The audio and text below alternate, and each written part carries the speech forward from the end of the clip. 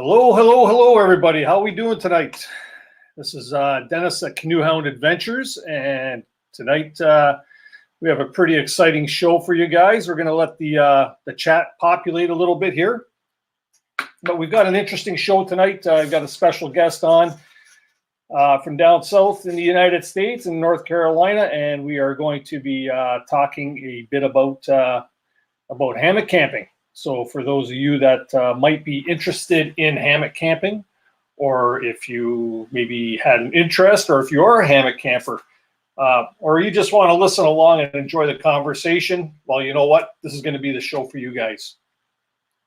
This show I was actually going to be hosting by myself, and I actually was in contact with somebody on Facebook that was kind enough to get on the show and maybe introduce himself. And I've done some research today and checked out some of the content on his YouTube channel, and I found that there's you guys are in for a treat. Really are.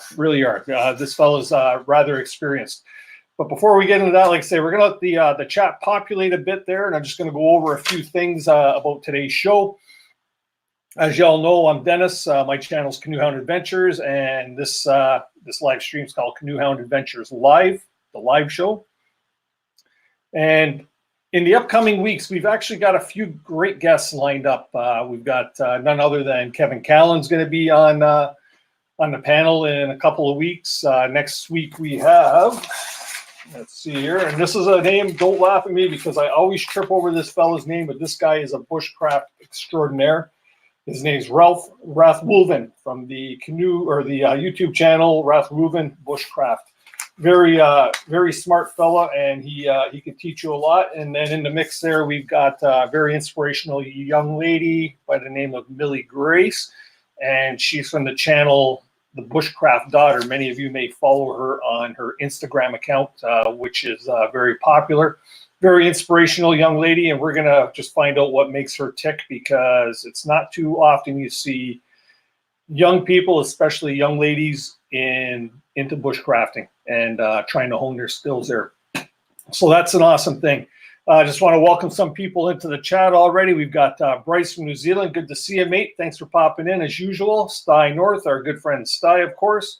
And I imagine probably Kay or Matt from Happy Trails Hiking. How you doing? Thanks very much for popping in. That's awesome. And then just to touch a bit on my channel here, as an update, we're sitting at about 1,130 subscribers, 1,140 in that range right now, thanks to subscribers like yourselves. You guys make this all worthwhile. And if you haven't already done so, please do smash that subscribe button, hit the thumbs up, and for sure ring the bell so you guys know exactly what's coming up for our live streams and our live events, and of course the antics that I go and do while we're out in the bush. And of course, we're live every Tuesday night at 7 p.m. That's our hunting ground. And we got Andy K in the house. How you doing, Andy? Good to see you. So we got a little bit of international flair here. We have some Brits, we have some New Zealanders, we have some Americans, and I'm Canadian. That's cool. Old man, hey, how you doing? Thanks for popping in. Old man's asking, are my canoes made by Old Town Canoe Company? No, I've got a Novacraft canoe and a Swift canoe, both Canadian-made vessels, and both very nice. But I know Old Town Canoes are also a very good brand too, so I wouldn't shy away from them for sure. It's just I don't know if anybody in my area actually sells these things. So what I'm going to do now is, like I say, I was on Facebook today and I was approached by this individual that he might be interested in participating in the show, and just because he has a pretty good knowledge of hammock camping, and we are definitely going to get him in here. I'll introduce him here. He is our guest is a camping editor from Gear Report, and yes, I am reading this because I haven't memorized it yet. But he's the camping gear editor from GearReport.com. For our guest, what started as a college job and a guide at a local whitewater rafting outfitter turned into a lifelong love for camping, backpacking, paddling, biking, and an all-around love for the backcountry. Now able to put his experience into words as a camping and gear editor, our guest is considered a camping, backpacking, and hammock specialist. No one's sure when he actually writes reviews, as he always seems to be posting pictures from remote backpacking camp locations 24/7, 365 days. I wish I can do that. And while much of the crew at GearReport.com have branched out into firearms and other areas, our guest remains focused on all the other things that are camping. So with that being said, I'd like to introduce everybody to our guest, Chris Gerken. How you doing, Chris? Hey, Dennis. Thanks for the lovely introduction. Yeah, did I get it right? Yes, it is pronounced gherkin like the pickles. All right, Gerken like the pickles. So what we're going to do tonight here is we'll just start up a bit of conversation about hammock camping. And of course, you'll see me squinting at the screen up here. I just want to take some questions from the chat. Sometimes our followers do have some great questions that I'd be happy to answer, or yourself. And we'll get to know a little bit about yourself, and let's teach some people some stuff about what we like, hammock camping, right? So sounds good. Yeah, tell us a bit about yourself. Well, I am the camping editor for GearReport.com. I started writing for Gear Report back in 2016 as I was getting back into the outdoors and camping after a long transition of life happening and stepping away from the woods. And in getting back not long after I started camping again, my daughter, actually it was my wife, bought me my first hammock as a Father's Day gift. And I wasn't in it 10-15 minutes, and I'm Googling hammock camping, and down the rabbit hole I fell, between watching YouTube videos and buying books online and searching hammockforums.net. I just completely immersed myself in all things hammock and camping. That would take it actually made sleeping in the woods more fun. And previously, when I was in college, when I was whitewater rafting, when I was whitewater kayaking, when I was mountain biking and hiking, sleeping in the tent was the end of the day. It was a means to an end. And now that I'm hammock camping, I actually go on group camping trips down here in North Carolina to we sleep in our hammocks. I mean, the whole point of the trip is to sleep in a hammock, show off your hammock, and eat good food. That's so sure. It's like canoe camping without a destination, or without a journey, that the destination is just the campsite. It's funny. It's funny you say that, because this year on our canoe trip, I think it's the first time that I've been on an adventure. I'm the only guy in our group that usually uses the hammock. And one of the main reasons why I did it was I seen somebody else use one time, and they said, best sleep ever, right? Well, this year, my cousin's son actually brought a hammock, and now I have to share. we're both looking for the best hang. We get to a campsite, we're rushing up there, where it used to be that way when we had tents. You're always looking for the flattest spot out there, right? Yep. Well, now it's looking for that perfect lay between two trees without any obstacles in the way, so that you can get yourself all set up. So yeah, that's for sure. We're getting some really great people in the chat here tonight. Somebody else I'd probably like to get on panel in a little while if he's up for it. There's Woods Walker 1965. He's another Ontario fella that I know really loves to hang, and he's always a good one. And then there's another fella that just joined the chat here now, avid outdoorsy guy. He wanted me to do the great debate about tent versus hammock. What's your thoughts on that? They both have their place. Yes. I've been camping in hammocks for 3 years now, and just did a pretty extensive review on a trekking pole backpacking tent by a North Carolina cottage vendor company called Lightheart Gear. And it was a one-man solo trekking pole tent. Weight on the tent was 29 ounces with the stakes, and I absolutely fell in love with this tent. I mean, I've got 5 nights inside of a week in it. And I've never had a tent this easy to set up, take down, get right.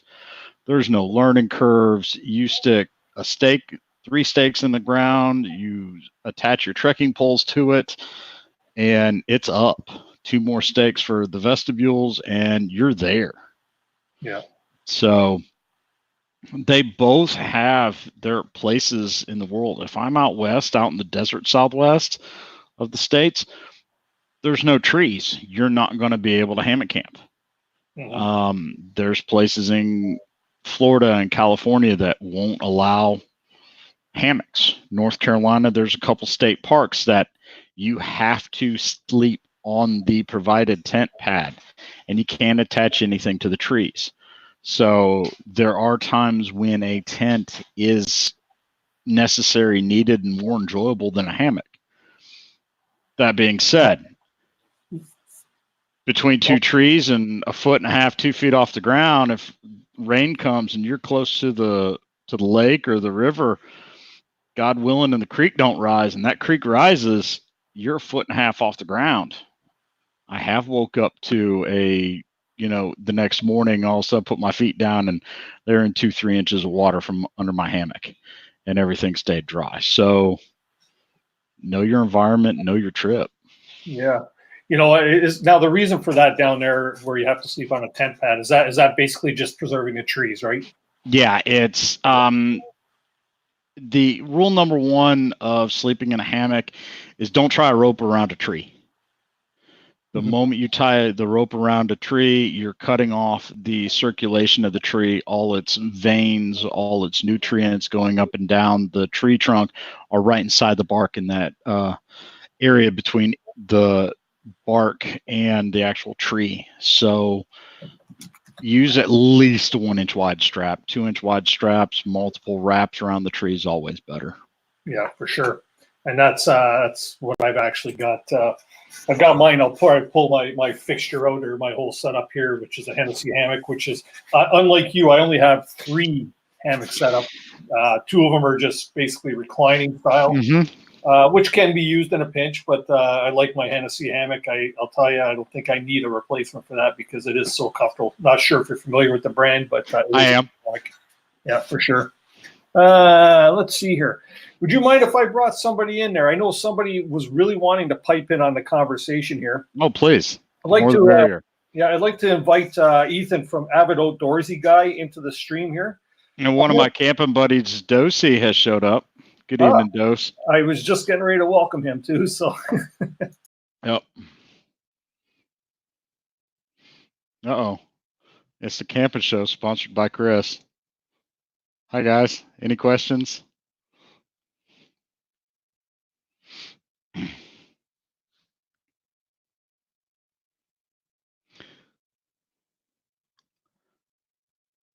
Let's see. There we go. Sorry, boys. Dennis is back. Yeah, Dennis. Just running the show without you, brother. Yeah. I just had me a blooper. I was trying to hit the invite button, and unfortunately, I hit the get the hell out of Dodge button. But there we go. If we get Ethan on chat here, because I know he's one that will want to debate the tent versus the hammock type of thing, and I want to see what his reasons are. And I mean, there are valid reasons for both cases, and there's just some people that are more comfortable in a tent. A tent is much easier to set up than a hammock. Tent is much easier. There's less of a learning curve. Hammocks, there's a pretty steep learning curve. It's like going from canoeing all your life. I mean, when you enter into paddling, and please tell me if I'm wrong, Dennis, you start out in a canoe. Yes. You don't start out in a whitewater kayak with no keel or hull. That's completely a flat bottom boat to where one paddle is going to turn you around. Right. No. I'm an avid canoeer myself. I've had kayaks, but they're long gone. So I mean, there's definitely a left and a right and an up and a down. So hey, another one of my camping buddies is on. Good evening, Todd. Todd was just on a 40-mile backpacking trip with me a couple weeks ago. Oh, that's awesome. Yeah, we've got a lot of people coming in. Sorry if I don't get the opportunity to say hello to everybody as you're popping into the stream here. Like I say, we are talking about hammock camping, and we're going to try and cover a bunch of different topics within that category tonight. And to all of you that are new to the channel, thank you very much for coming in. And to all my regulars there again, thank you very much. Good to see you all. It's obviously a pleasure having you in. I see Ethan is ready here give me a thumbs up. Are you ready to come in, Ethan? And here we go. So we've got Ethan here from Avid Outdoorsy Guy. Woo! Come on, Ethan. Hey, how's it going? Yeah. So I know you have something against hammock camping. I do. Okay, so let's do a little backstory. I had never slept in a hammock until my woodland caribou trip this year, early this summer in June. And I fell in love. I thought they were the most amazing thing in the world. I have an Eno Jungle Nest hammock, and I have the Atlas straps all jammed in this thing. They're awesome. It's super comfortable. Great hammock.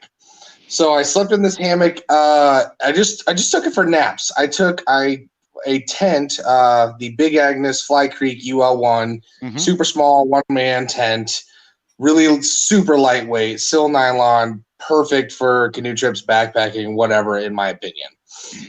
So I took the hammock for naps. And I knew it was going to be a leisurely trip, really comfortable, perfect. And I actually used it the last couple nights of my trip to sleep in during the night. And I thought that it was awesome. Like, I'm sold. I'm hammock camping from now on. This is the greatest thing. This is so comfortable. I'm doing it. Next canoe trip, only bringing the hammock, not bringing the tent. So I bring the hammock for my Algonquin trip in the end of July. And the first night was okay, but the mosquitoes were really bad.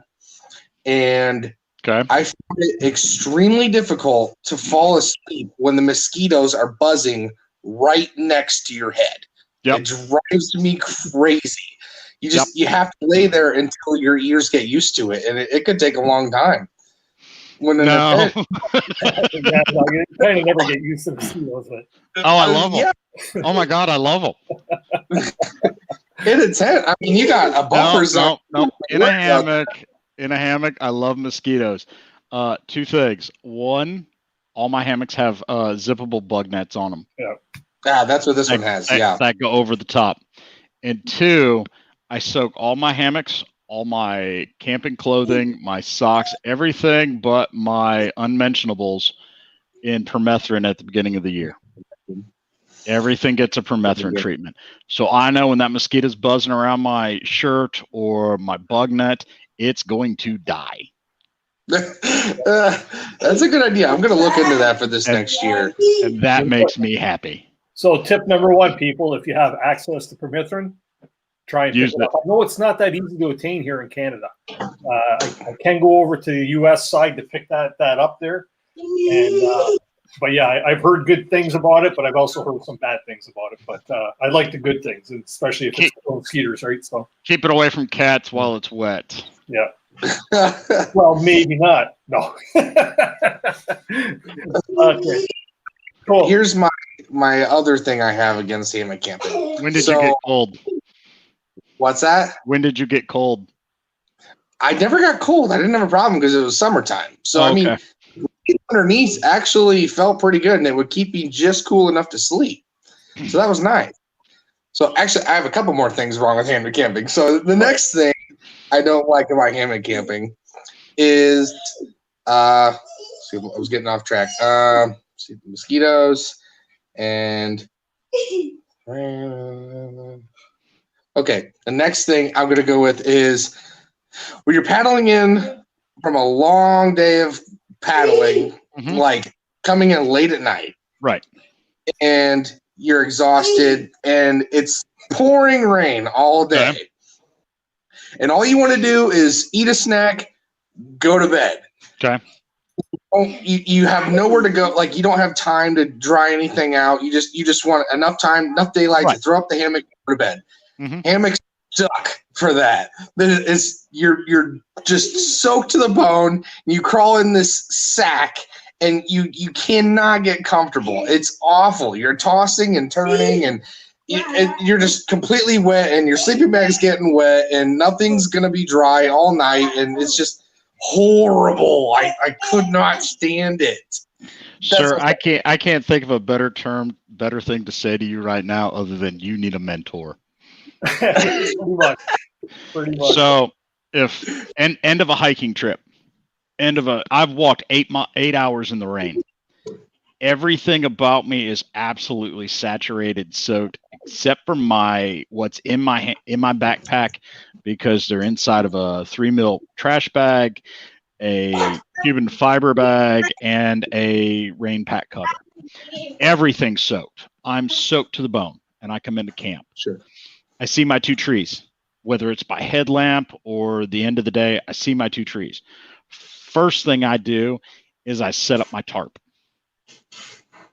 Once I get the tarp up against the trees and it's spread out as wide as I can get it, at that point, I take a deep breath. I set up a chair, and then I think about how the rest of the hammock's going to go.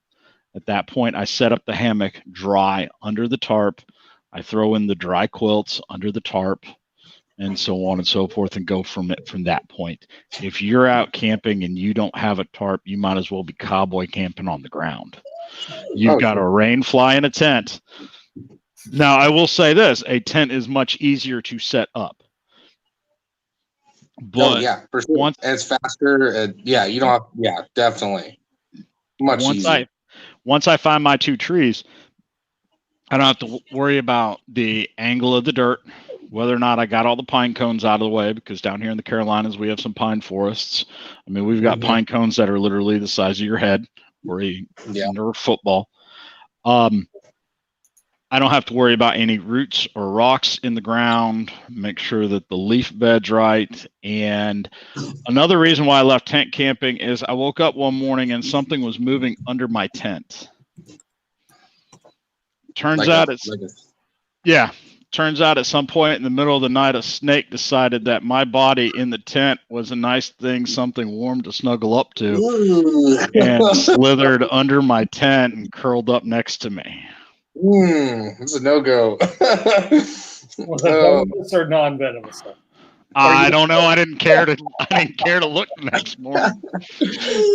You know the one thing I find though, and I've heard this story a lot, where people have bad experiences with hammock camping for the first time, or the second time, or the third time.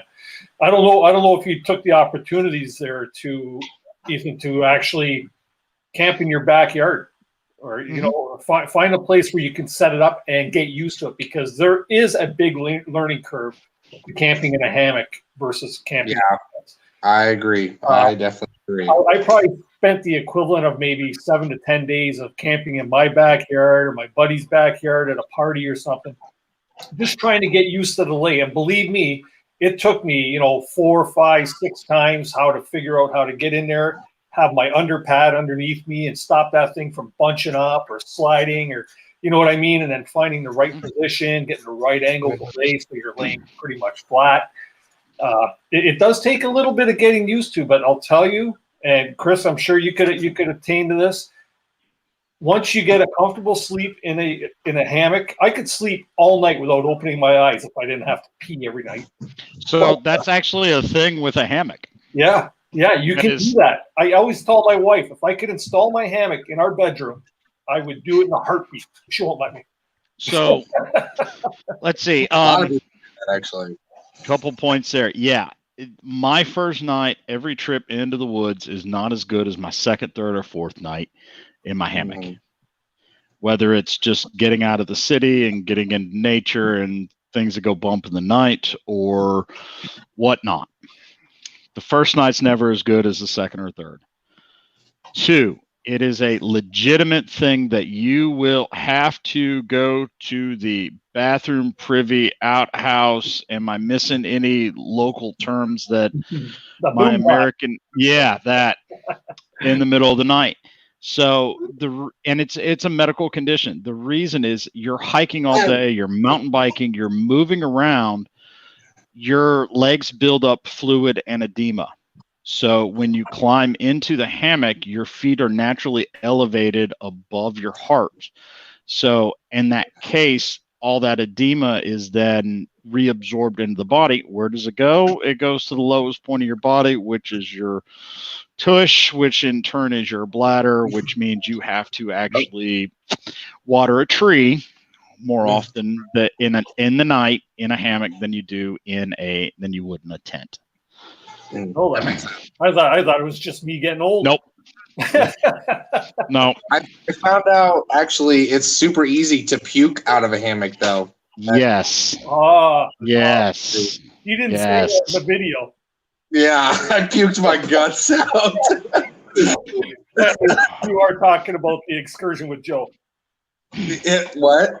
I assume you are talking about the excursion with Joe. No. This was my Algonquin trip. No, the trip with Joe, I used my my rainfly with the print. Yeah, that's right. I'm sorry. Yeah, which is extremely hard to crawl into when you're plastered. By the way. Yeah. Found that out. Oh, geez. So, you got some questions coming in, Dennis. Yeah. I got one more. All right. Yeah. While Dennis catches up on the questions, what's the last thing?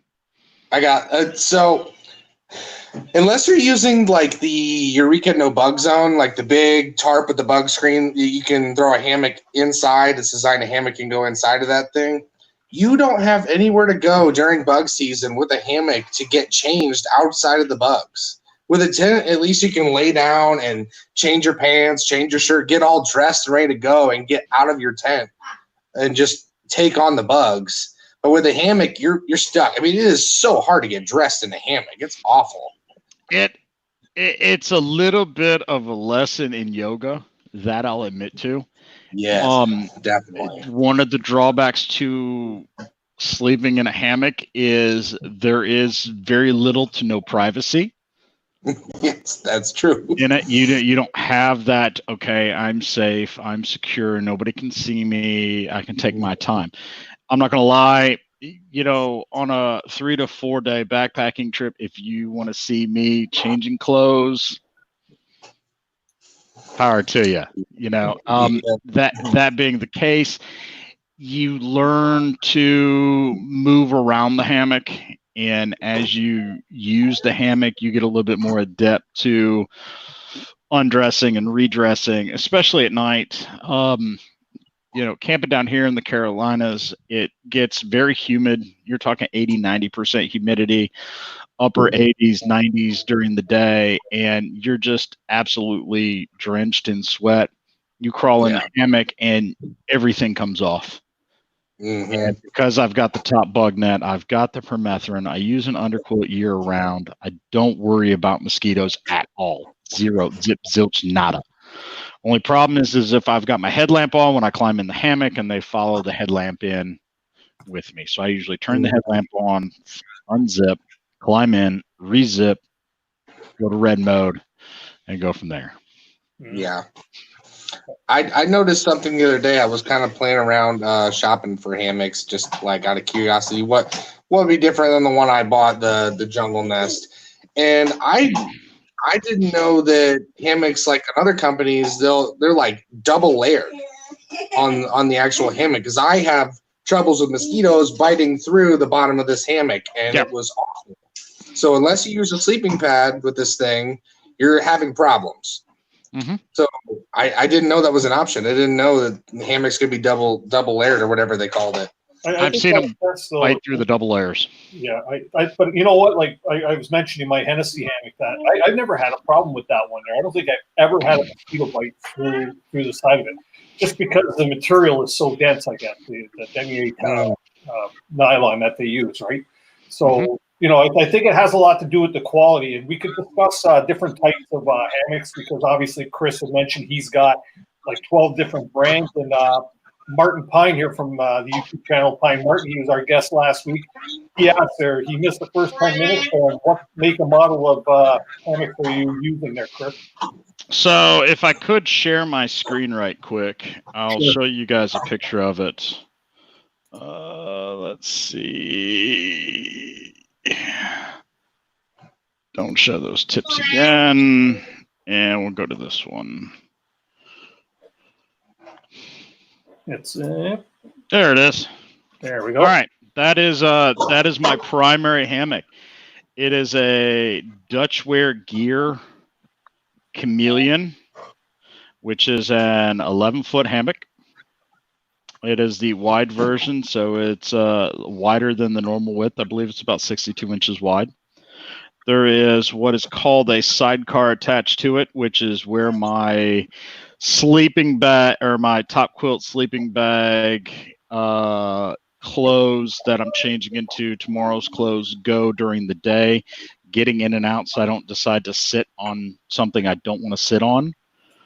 The tarp is a winter tarp by Cedar Ridge Outdoors, which has doors. These darker gray flaps will actually fold down to help shield me against side blowing rain. This one, I was on a group camp out that we were there for a couple days, so I brought along the pole mod, which will give me additional interior space. Let's see, underneath I've got a Terrapin Outfitters egg, which is where my backpack actually sleeps to keep my backpack off the ground because I can't just throw it in the tent with me. So, and then if you look real close, let's see if I can, there we go. Underneath, you're going to see that I have a sleeping bag under the hammock, which is usually the first thing that everybody goes to question-wise after their first night in a hammock. I froze. This particular underquilt, as it's called, is good down to 0 degrees Fahrenheit. So what is that Canadian? It's like negative... Negative 17 Celsius. 17 Celsius? Yeah. I was going to say 15, so my guess wasn't too far off. You're close. But yeah, my coldest night in a hammock was the ambient temperature was 72 degrees Fahrenheit. Weight wise, what are you looking at with that whole setup right there? Let's see, whole setup. Am I including the quilts or not the quilts? Yeah, sure. Fall camping. Right, yeah, sure. Including the quilts, the whole setup. You know what? Let's just check out my ladder pack.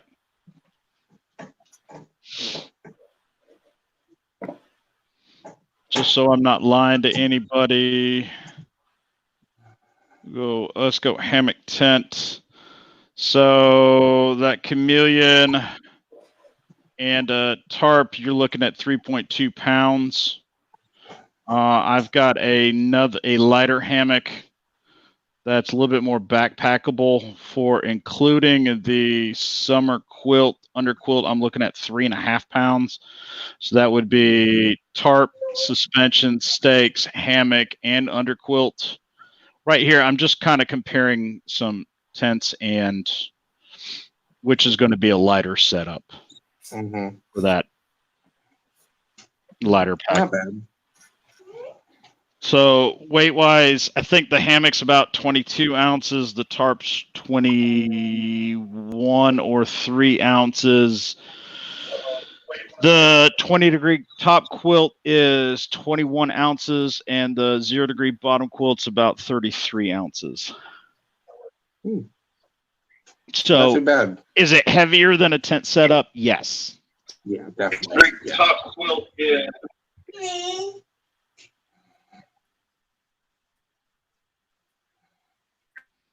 Oh, we got some feedback there. Okay, Wade, if you just come in, can you just shut off the volume on your YouTube stream and just follow the stream from the StreamYard, and that'll get rid of any echo that we have in the background.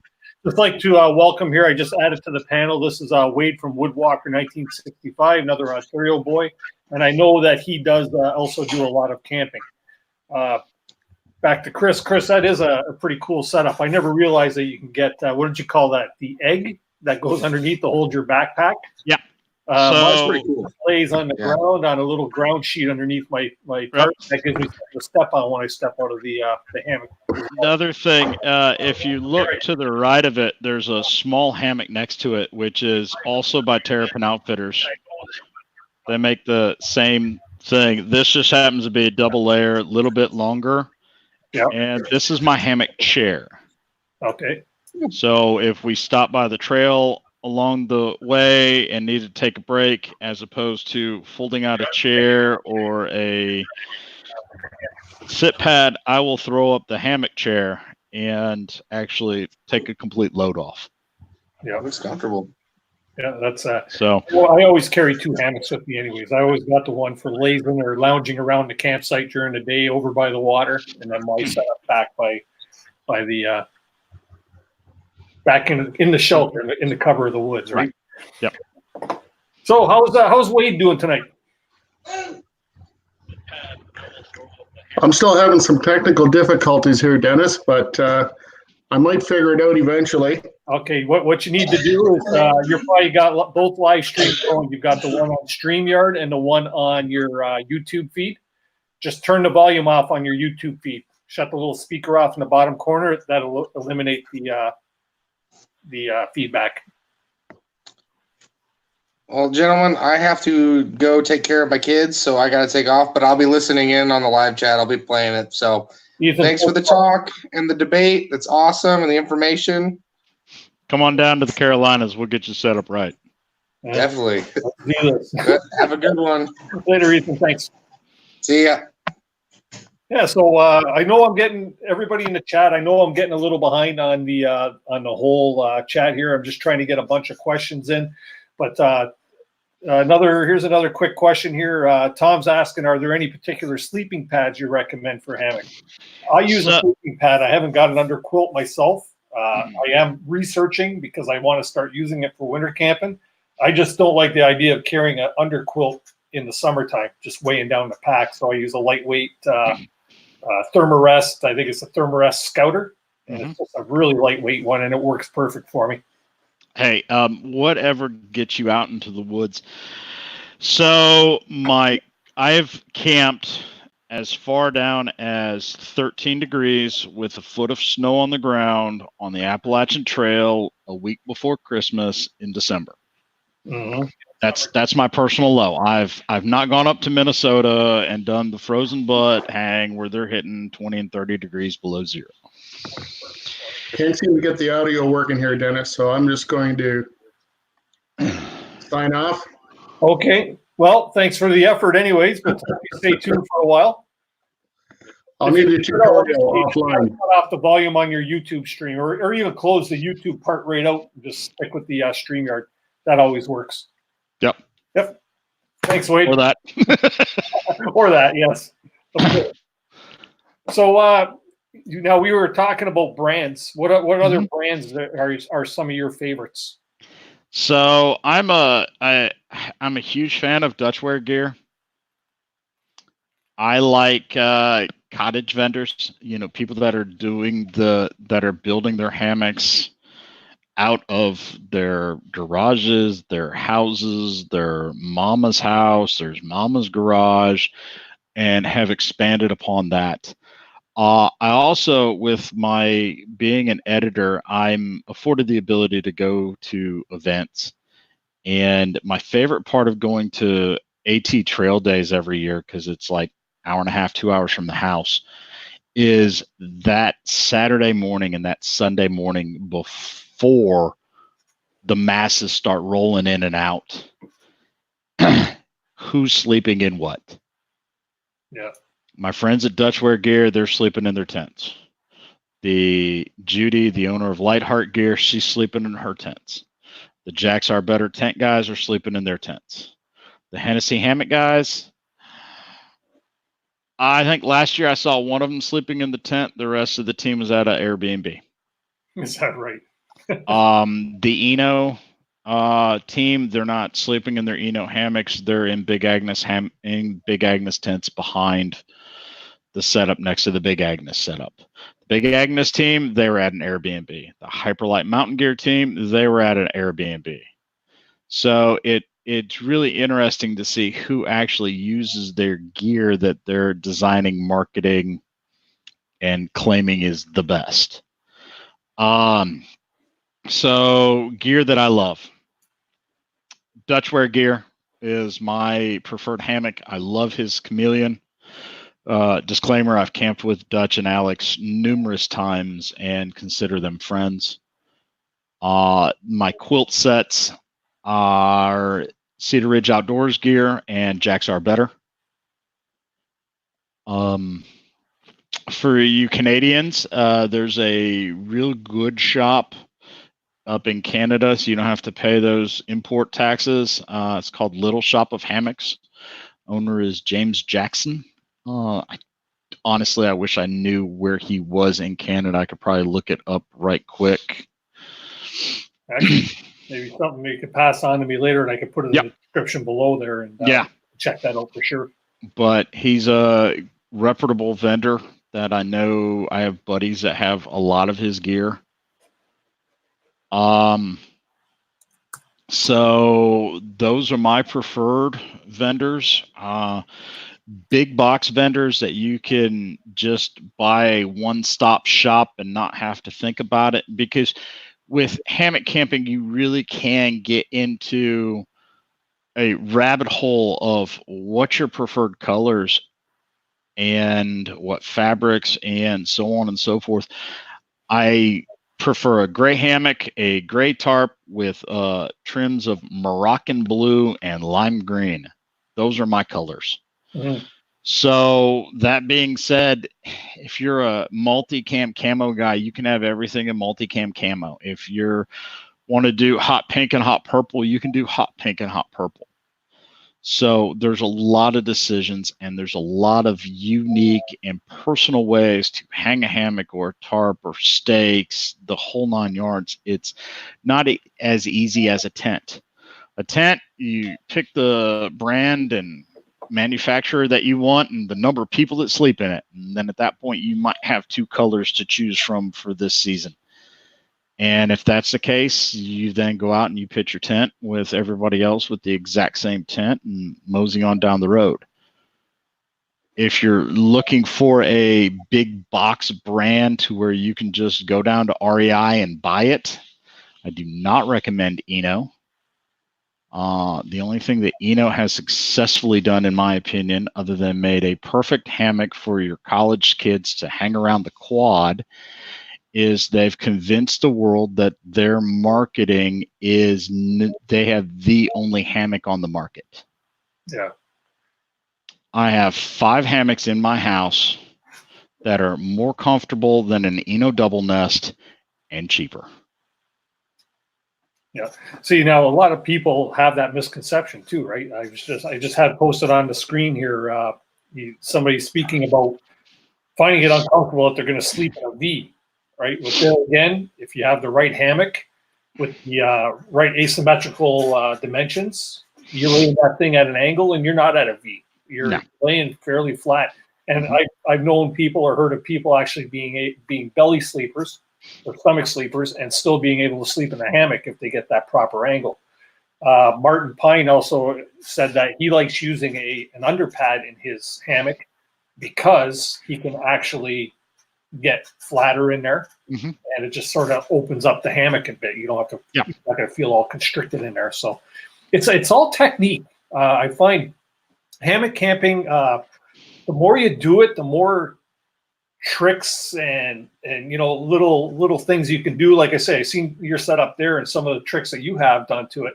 And everybody seems to that are hammock campers seem to customize their hammocks to get it to be you. It is your sleeping apparatus. It really is. It's where you have to stay comfortable, right? So, I mean, and there's different ways to hang a hammock. I can think of 5 off the top of my head to hang a hammock. When it comes to insulation, there's sleeping bags. There's sleeping bags and pads in inflatable air mattresses if you've got a double layer. There's throwing some Tyvek underneath to create a vapor barrier. My preferred choice is underquilt because it doesn't change how your hammock is set up. And the more you get into it, I'm a firm believer if you're going to spend way too much money on one piece of hammock camping gear, make sure that gear is an underquilt that's rated to at least 10 to 20 degrees below where you're planning on camping. Yeah. Yeah. Don't go extreme, don't go to the comfort zone, go to the extreme zone. Right.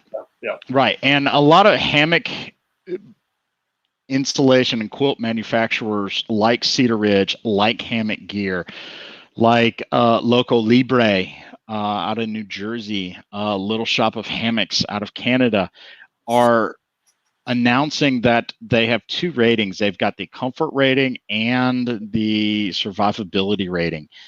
And it's starting to cause the big brand tent or sleeping bag manufacturers to come around and admit that 20-degree sleeping bag that you have is really only going to be comfortable to 35 or 40 degrees. You can survive a night at 20, but you're not going to be happy when you're getting your coffee the next morning, or you're going to be the guy starting the fire at 5 a.m. as opposed to 6, 7 a.m. Mm-hmm. Yeah. No, that's cool. So with that being said, now, what are some of the do's and don'ts? Like, what's the biggest don't you think when you're actually setting up a hammock? Don't use a rope to go around a tree. Number one. Number one For sure. And use for the reason you mentioned earlier, it cuts off the circulation for the tree and can damage the tree. You know, it's not going to fall on you that night, but think about it. Do you want your son or daughter to camp under those same trees when they grow up? Exactly. And I say another one of the biggest don'ts, and a lot of people don't do this, and I learned this through experience. On a canoe trip one time, I was actually setting up camp, and I found a perfect hang. I found a perfect 2 trees, beautiful view of the lake. And I set my hammock up and, went and did our bonfire stuff. And when it come time to turn in, by the way, I sleep with my dog. My dog sleeps in my hammock with me. I got a Spare Spaniel, 42 pounds, and I get her nestled in there. So it does work for those of you that ever thought about camping with your dog. Mm-hmm. I wouldn't go too big. But it's funny, through the night, and we're talking about sleeping in a V. As the night went along, I kept getting deeper and deeper and deeper, and I couldn't figure out what the heck was going on until I felt my backpack touching my backside underneath, right? So I got up to go for a pee, and I said, I got to check this out. Well, the tree I was strapped to, and it started like this, and by morning, it was like this. And I never checked the root system on it, where it was rooted in. So I was actually on it. This thing had like roots just grabbing rocks, and the weight was making this thing go over. So needless to say, the rest of my sleep was on my thermarest by the lake shore with my dog cuddled up beside me. Lesson learned. Check how sturdy your tree is, for sure. Check your environment. Look up for widowmakers. Yep. Dead tree branches that with in the wind happens, it may come down and cause a problem. Yep. I've got a tremendous amount of money wrapped up in my whole hammock setup. So while I'm not gentle with it, it does get used. It does go out into the back country. It does go out into the woods. I do pay attention to where I'm hanging it. Do I have branches that are hanging low? Do I have trees with weak root systems? And it's just that's part of the learning curve. It's something you learn. Just like with a tent, you look to clean off the pad or take a ground sheet with you. As for what do I think of the War Bonnet Blackbird hammock, I have laid in one for a total of 5 minutes at a group hang. I felt comfortable. I didn't like how the fabric felt. I know numerous people that absolutely adore them, that are very happy in the XLCs, that are very happy in the Ridge Runners. I didn't like the fabric, and I was happy with the Hexon fabric. that Dutch produces, or even the Hyper D that's coming out of Ripstop by the Roll in Durham, North Carolina. Yeah. Yeah, you know what? There are so many brands. Like, how many brands would you think are the, like, what could be considered the go-to brands? I know, aside from, you know, the Kmart specials, or, you know, there's got to be probably 20 different suppliers of these things. Easy, yeah. I mean, you're not looking at one or two. If we're talking hammock camping, the top hammock brands are going to be arguably either Dream Hammock or Dutch Wear Gear. Mm-hmm. And then comfortably third is going to be War Bonnet. And then you start getting into the, you know, do we include Bridge hammocks? And then it's Jacks Are Better, hands down, night and day, all the way around. There's a manufacturer down in South Carolina that's really doing some neat and upcoming things, Walhalla hammocks. Jason's down here doing some pretty snazzy things with hammocks that you can actually see through in the monolight features. You want to talk about being scared of mosquitoes? You can see the mosquito through the hammock. Yeah. Hammock Gear makes some amazing hammocks to sleep in. So that's without me digging deep. Big box brands, Hammock. Kammok. They're a Texas company with a kangaroo as their mascot, has come out with, I wouldn't really call it a game changer, but they've got a all-in-one hammock setup called the Mantis that, while it's a 10-foot hammock, I couldn't find a calf ridge in it or anywhere that I was uncomfortable in a week sleeping in it. And Dosey's right. Stomach sleeping is easy with the right hammock. Or you get into this weird stomach side back sleep mode that is completely bizarre. It's like your thighs are down, but your back's against, and you're completely twisted. And it's just, it looks so uncomfortable, but in a hammock, it just works. Yeah, but you know what? It works. You're right there. But you know what? It's the whole, you don't have a stick stuck in your back when you're doing it either. You know, back to the old versus the tent thing. I'll tell you, that's the best thing, and the thing I do not miss at all about tent camping. And I, like you, I've got some really good tents downstairs that are, I'm sure they're going to be moth-eaten pretty soon.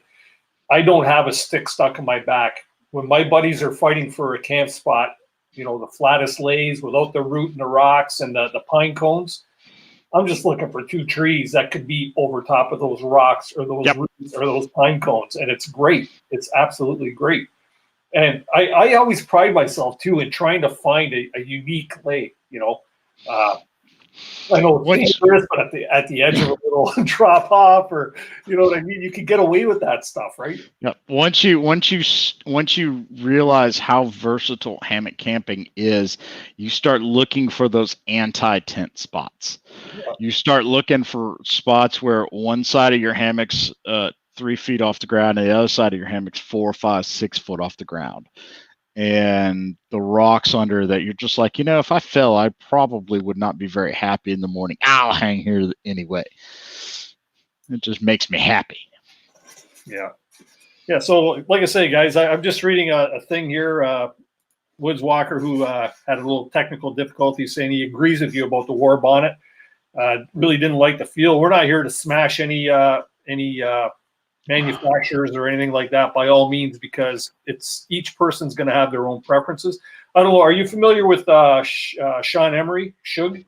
I know of Shug. I have not had the opportunity to meet him yet, but I have it on inside authority that may be a here soon possibility. Yeah, well, that'd be awesome, because he's a pretty cool guy, and I watch a lot of his, and I've learned a ton off of his his channel. Basically, it's called what is it? Just Shug, isn't it? Yeah. Yeah. So, anyways, but he swears by the War Bonnet brand, right? And I mean, they make a great hammock. Don't get me wrong. I'm by no means bashing them whatsoever. They make a stellar hammock. I just personally, I never liked the feel on those. Yeah. So I just, it never hit the radar once I got in. Now, when I was looking for my first real backpacking hammock, yes, they were on the radar. It was between War Bonnet and Hennessey Hammock. Those were the two I was going for. And it was just like, which do I go with?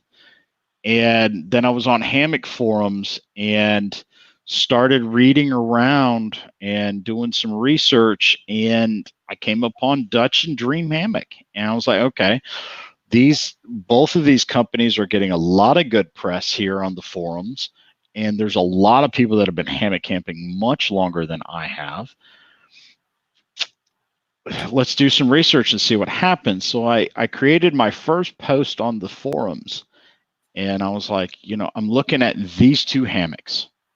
One was a Dream Sparrow, and the other was a Dutch Dutch Gear half-wit. It only had half of a net for the head side. And the third or fourth response was the owner of Dream Hammocks, Randy, and his response was, you won't go wrong with either hammock. Here's a link to the video on our hammock. And few responses later, I mean, we're still within the first 10 responses. Here's this guy called Dutch that his response was, you're going to be a winner with either hammock. There's nothing wrong choosing either one of these hammocks. Here's a link to my half-wit demo. And honestly, what sold me at that time, I could get the Dutch wear half-wit in 4 days with shipping. The Dream Hammock was a 5-week backlog. Yeah. And in this day and age of Amazon 2-day and in some cases 1-day shipping, I didn't understand why I needed to wait 5 weeks for a piece of gear.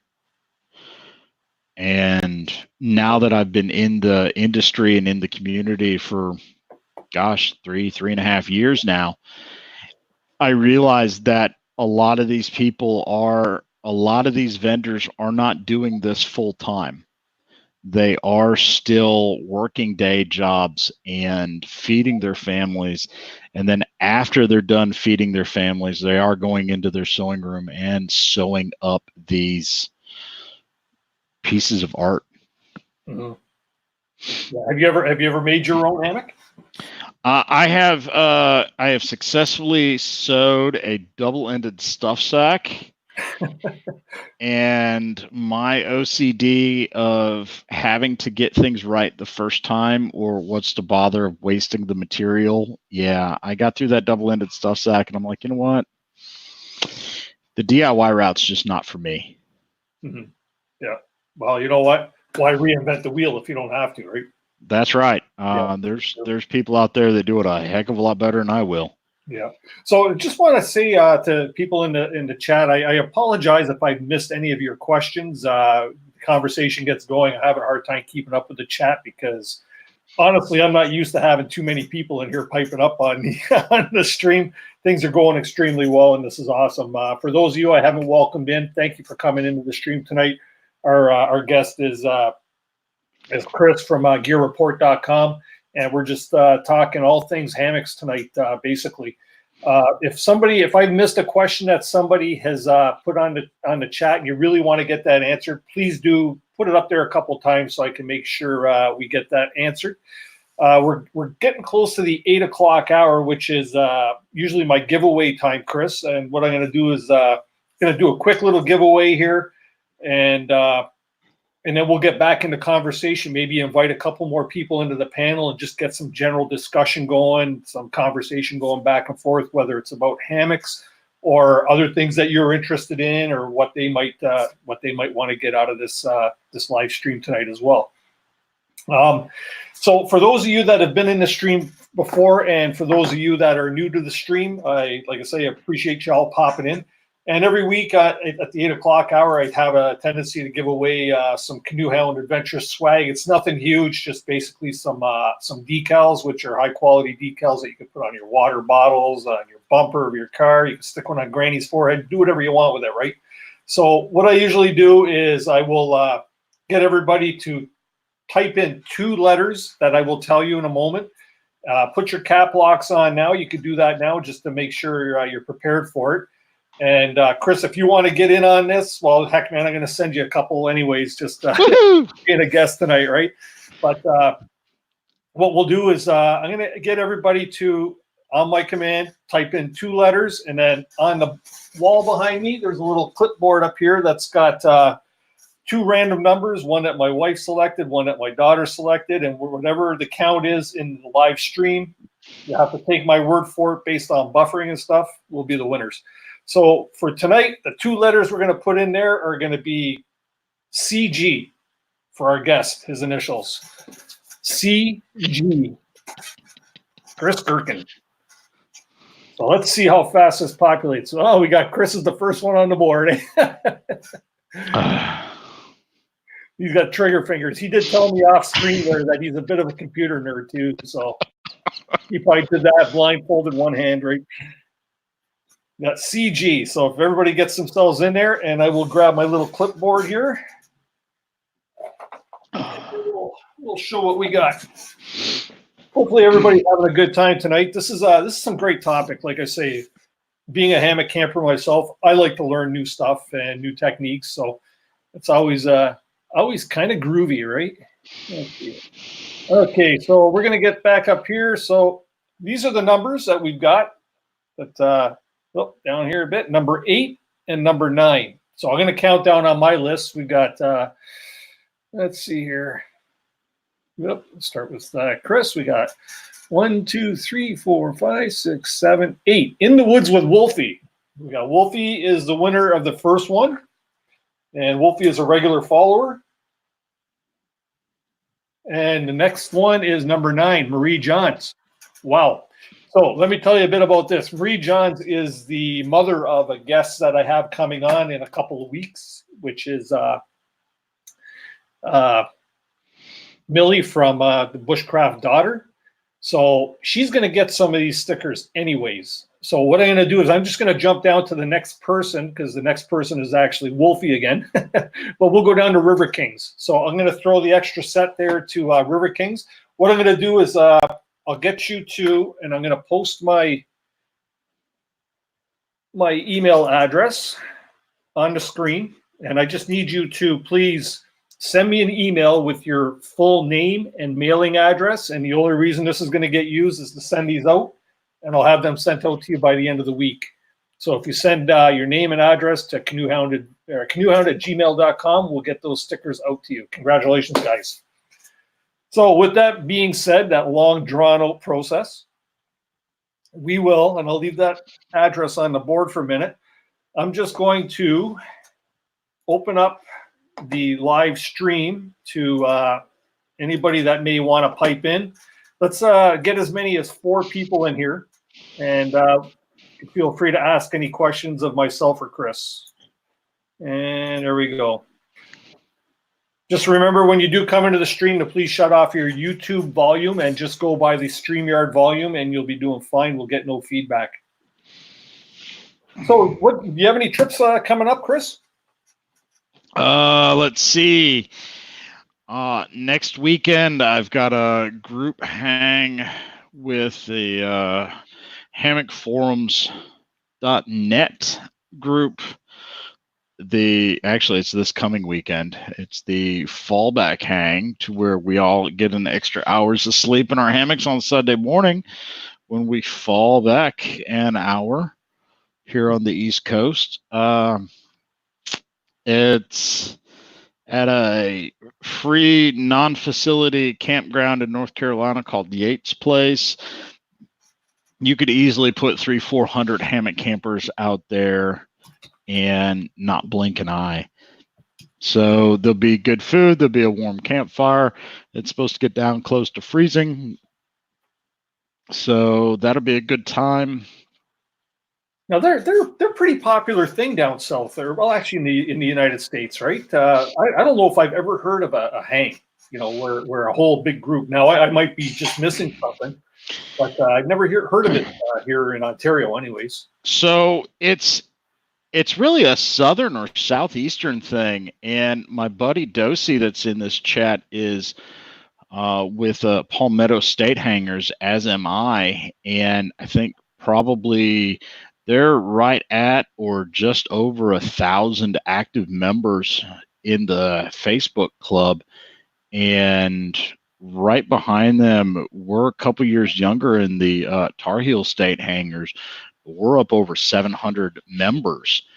And these are all active hammock campers and people that want to learn about hammock camping and just starting out getting into hammock camping.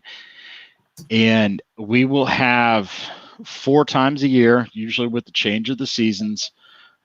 Ours at Tar Heel State Hangers, it's next month in November, weekend before Thanksgiving. We call it Hangsgiving.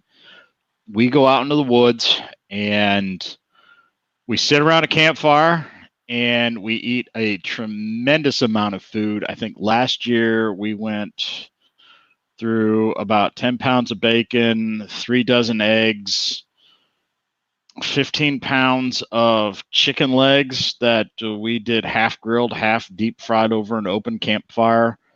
Somebody brought out a turkey fryer and deep fried a turkey. And just have a good time sitting in the woods around a campfire, showing off your hammocks and learning about hammocks. Sounds like my kind of party. I have learned that hammock campers do it better when it comes to food. Yeah.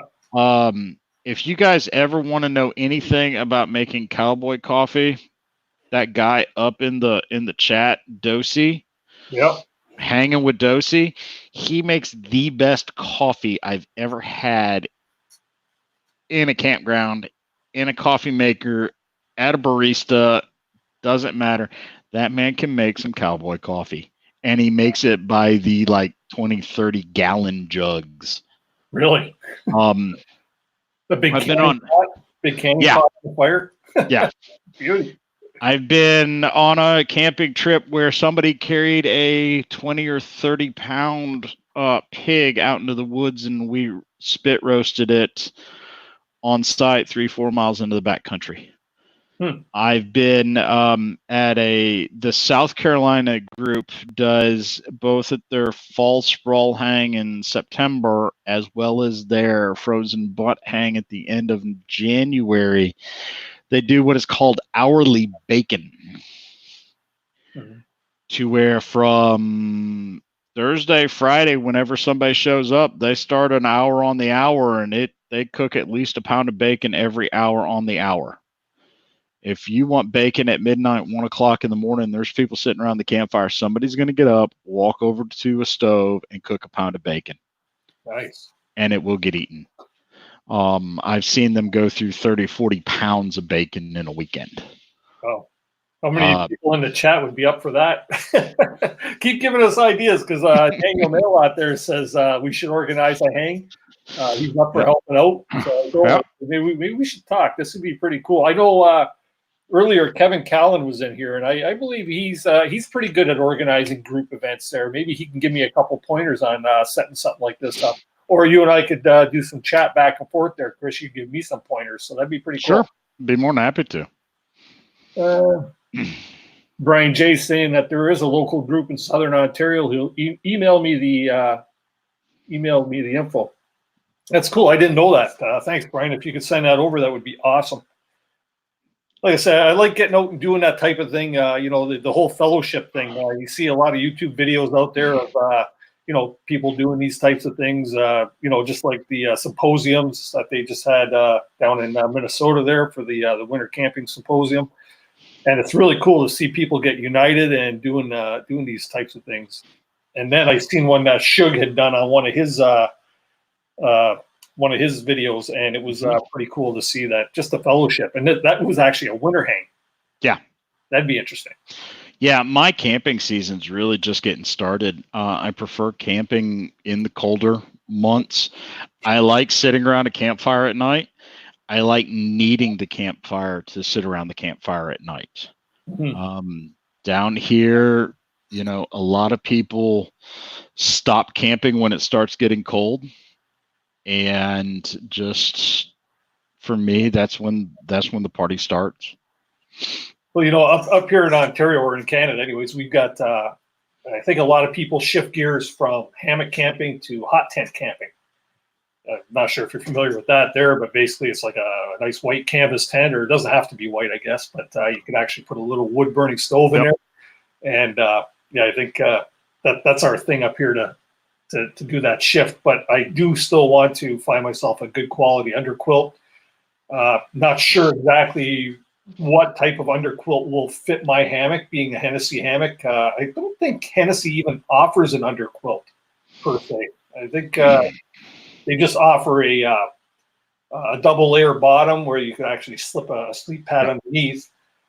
But I think I'd rather go with the underquilt, get nice and cozy in there, right? Yours is the zip version. It's not the bottom entry, is it? Yeah, no. I wouldn't. Something about crawling out of the bottom. It's not the birth canal. Looks like I'm being given birth to right now.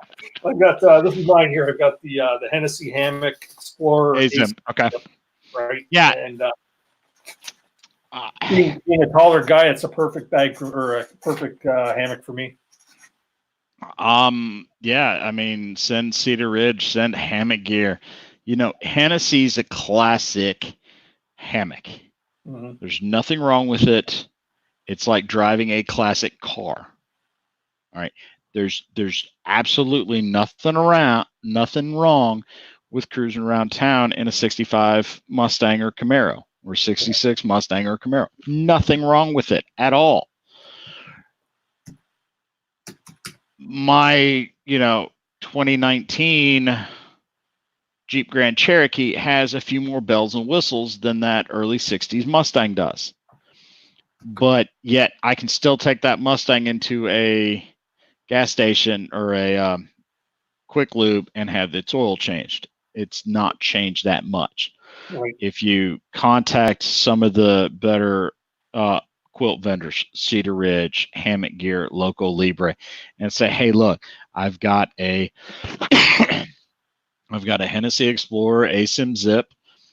I need an underquilt for. Their first question is going to be what temperature. Their second question is going to be what fabrics do you want for it? What colors do you want? Mm-hmm. And they will make you an underquilt that fits it. Right. Because they have the experience. Obviously, they've been around for a while, right? So, I mean, everybody's got one. And if I don't have one, I can probably come up with a ASIM pretty quick. Yeah. Now, with that being said, using an underquilt, would you still use a pad inside of it as well? No. Just maybe a foot pad? Or no? I would use a foot pad if you get a 3/4 length underquilt. Yeah. I couldn't get comfortable in a 3/4 length underquilt. I kept feeling the underquilt rubbing across my the bottoms of my legs, and it annoyed me. So I decided very early on that I was going to go with a full length underquilt, and from that point onward, I've not looked back. Right. The point of putting a pad in your hammock with you is it creates a vapor barrier, so it reflects your heat back up. Yeah. The point of having an underquilt under the hammock is that as the heat escapes your body, it's caught by the underquilt and caught in those downy goodness baffles, and then in turn you build up a extra amount of heat so that you're not cold. So if you've got the underquilt and you're still using a pad in your hammock, you're defeating the purpose of the underquilt. Right.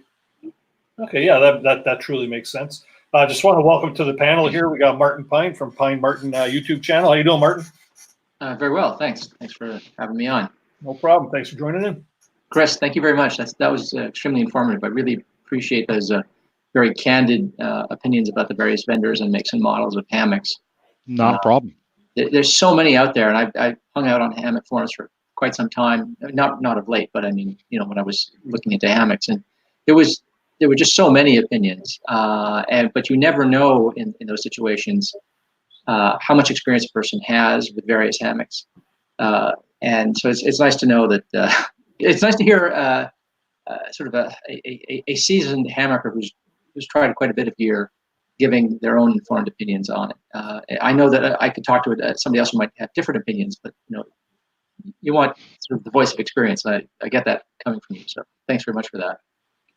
Not a problem. I'm here to help. I have a question for you, though. Please. Okay. Well, I have 2 Hennessey hammocks. Okay. And I have the original Hennessey with the birth canal entry, the bottom Birth entry. canal. Mm-hmm. And I have the sort of the more modern version with the side zipper. Okay. But so you compared it to sort of a classic car. So in what way is it sort of outdated or outmoded or sort of behind the times compared to a 2019 hammock that a cottage might have? Like what features is it missing, or what design differences are there that are absent from that? All right, let me run a quick Google search to Hennessey hammock. First off, I'm going to say weight. My Chameleon bare bones is probably 6 to 8 ounces lighter than a Hennessey ASIM Zip. It's also longer and it's wider.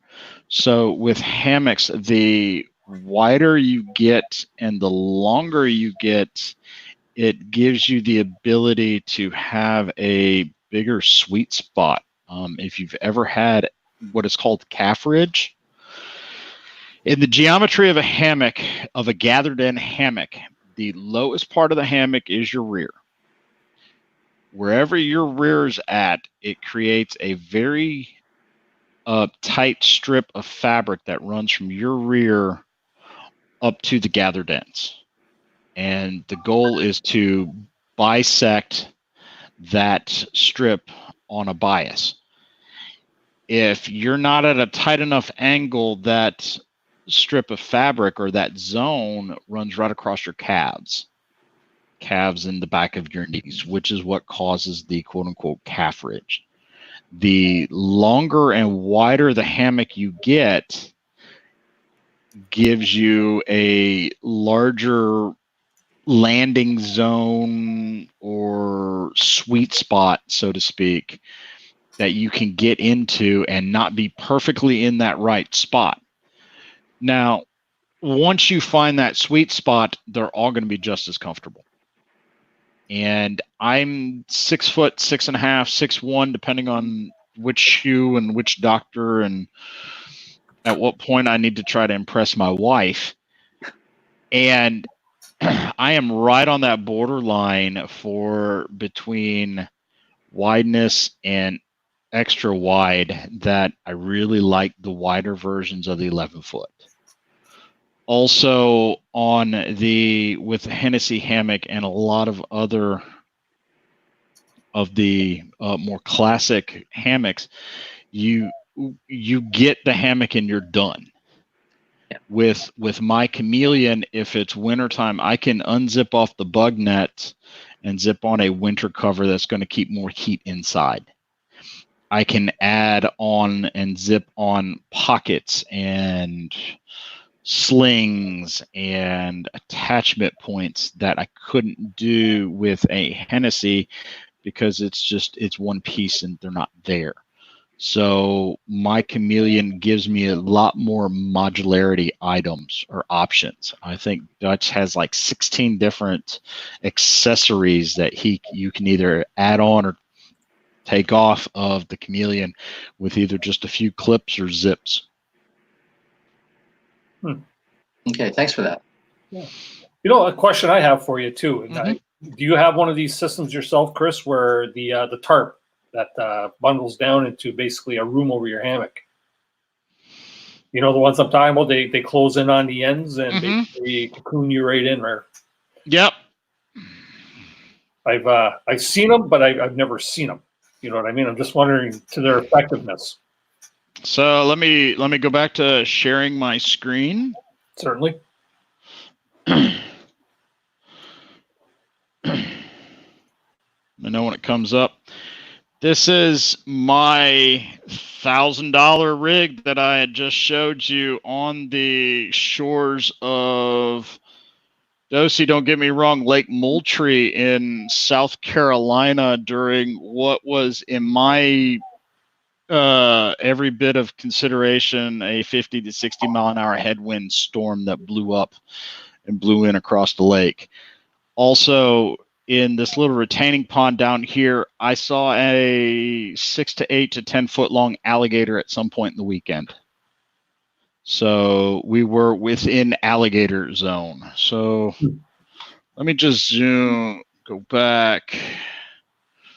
And let's kick this back to December of 18. Yeah, a little bit of Carolina snow. Ooh, wrong way.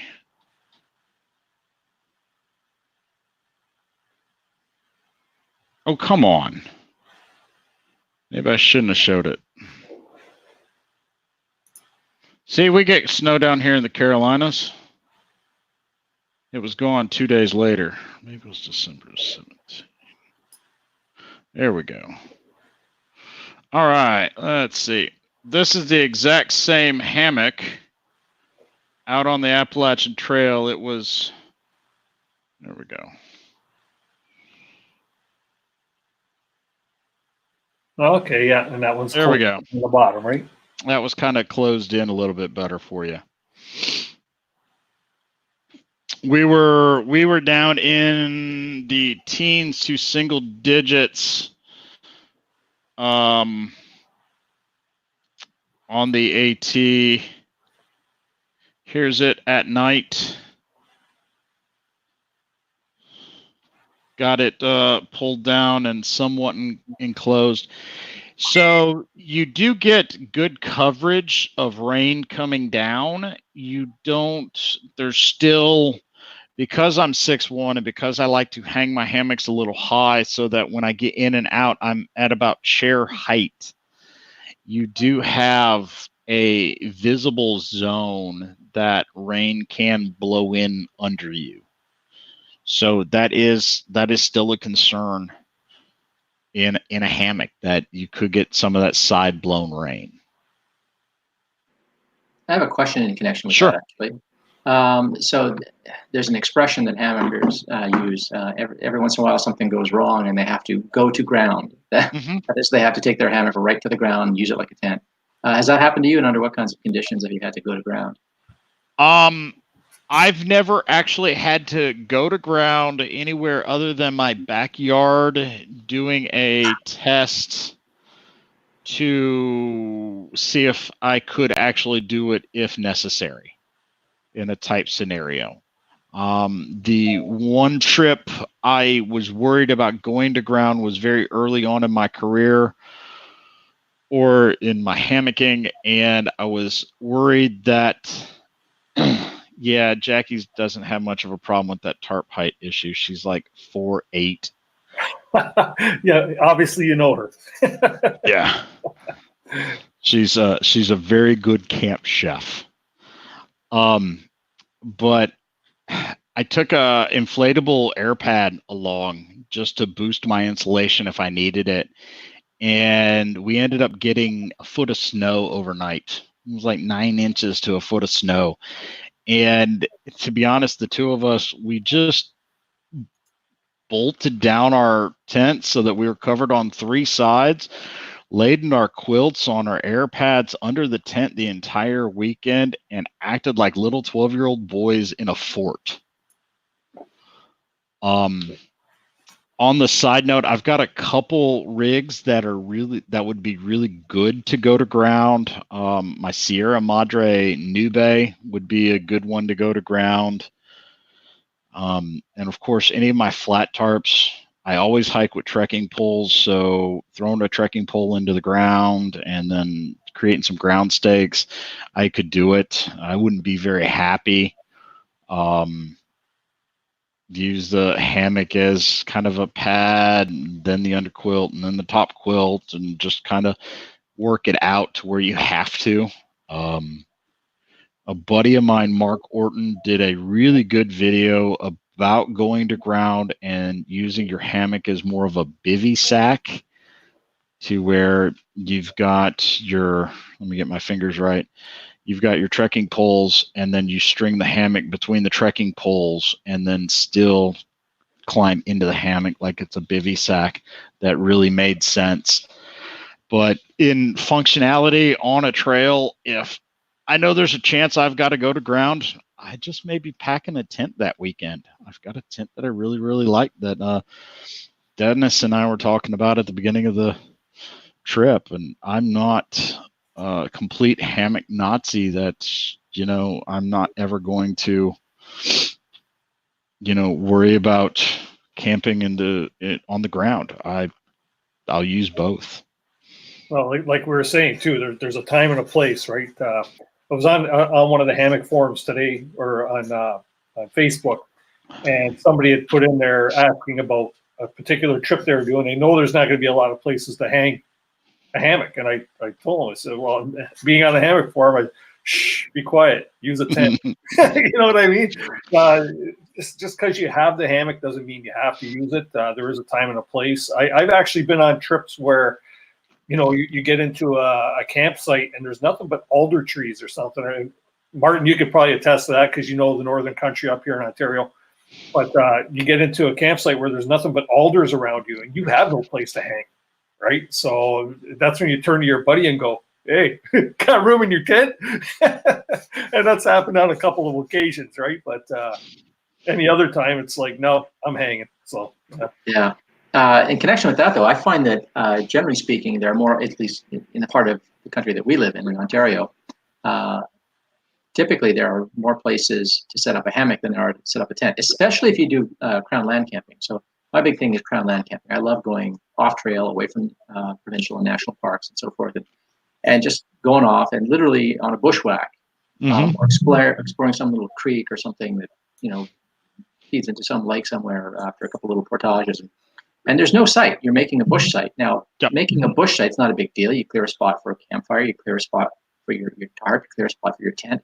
But it's the clearing the spot for your tent that's always the hard one, because it has to be level-ish and flat-ish. And it's not always.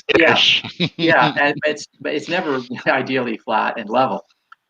Seldom you get both of those. And so when you're on crown land, there's fallen trees, there's blow down all over the place. There's, there could be rocks and boulders, all kinds of brush. You have to clear all that stuff. You got to, you either start, break up the saw, start cutting stuff up and moving stuff up and pulling up shrubs and stuff like that. Maybe you don't want to do that. Maybe you don't want to have that kind of impact on the landscape. And, one of the most low impact forms of setting up a shelter is stringing a tarp and stringing a hammock. So that was what motivated me to get a hammock in the first instance. Was there are these occasions where there's just no place to pitch a tent that's going to be comfortable, and I don't even have to think about it. All I really need to look for now in making a bush site is a place to string a tarp, and I'm going to live under the tarp. So when I go hammock camping, I actually have a second tarp. So I have a tarp that I'm going to live under. And that's where I'll make my campfire, and the canopy over my Hennessey hammock, that's strictly to protect my bedding. That's strictly to my sleeping shelter. That's my little doghouse, And the Hennessey hammock, the bug mesh doesn't come off. It doesn't unzip off. It's not detachable or anything like that. So it doesn't really work as well as a chair or a lounger the way a lot of other hammocks do. So that for me is the biggest downside of that Hennessey hammock, is that bug mesh doesn't come off. And I know that there are sort of little cottage industries that, at least I know at least one that will, if you send them your hammock, your Hennessey, they'll cut it up. They'll put zippers in it and stuff like that. But that adds significantly to the weight, which I'd rather avoid. But that was my impetus for getting a hammock in the first instance. Is I just wanted the freedom of being able to camp anywhere and not worry about the terrain, and know that I could make a bush site in a fraction of the time with a fraction of the effort and still have a fantastic night's sleep, because I really sleep better in a hammock. Absolutely better. And as I'm getting older, and I'm a skinny guy, right? So I don't have a lot of padding, right? So when I'm lying down on my side or something like that, or on my back, even if it's really, really flat and level, stuff starts to dig into you. Right? You have to have a really good pad. Now I do have a good pad, so that I've solved that problem independently from my tent anyway. But unless you have a really good, high quality pad that really lifts you off the ground, that ground's going to dig into you, and that doesn't happen in a hammock. And I'm a side sleeper and a stomach sleeper, and that works fine in my Hennessey hammock. You know, I just put my mattress pad in there. I don't use an underquilt, but I don't use my hammock in cold weather, and I'm fine sleeping on my side or sleeping on my belly. And when I do sleep on my back, sometimes I'll lie in there on my back, I fall asleep, I wake up in the same position. That never happens at home in my bed. Never do I. If I get up in the night, it's to pee, and that's it. And but other than that, I go to sleep, and the position that I fall asleep in, that's the position I typically wake in. And there's something, and it's really funny because a lot of people have told me I can't sleep on my back the whole night. It's impossible. And I felt the same way until I tried a hammock. And there's something about that cradling that you're sort of nestled. You're weightless. Yeah, You're you feel weightless. Yeah, it's not like lying on a bed on your back at all. No, nothing. I also don't need a pillow. Now, see, I do like a very small pillow. For whatever reason, I do still like that small pillow. I think I want something soft to lay my head against when I'm rolling over. As a matter of fact, here's my pillow. It's just a sheet of ripstop nylon that I stuff a down jacket into, and there's a few other things on it, but that I can't talk about right now. They're still in prototype beta testing. The manufacturer wouldn't like me if I gave away all their secrets. But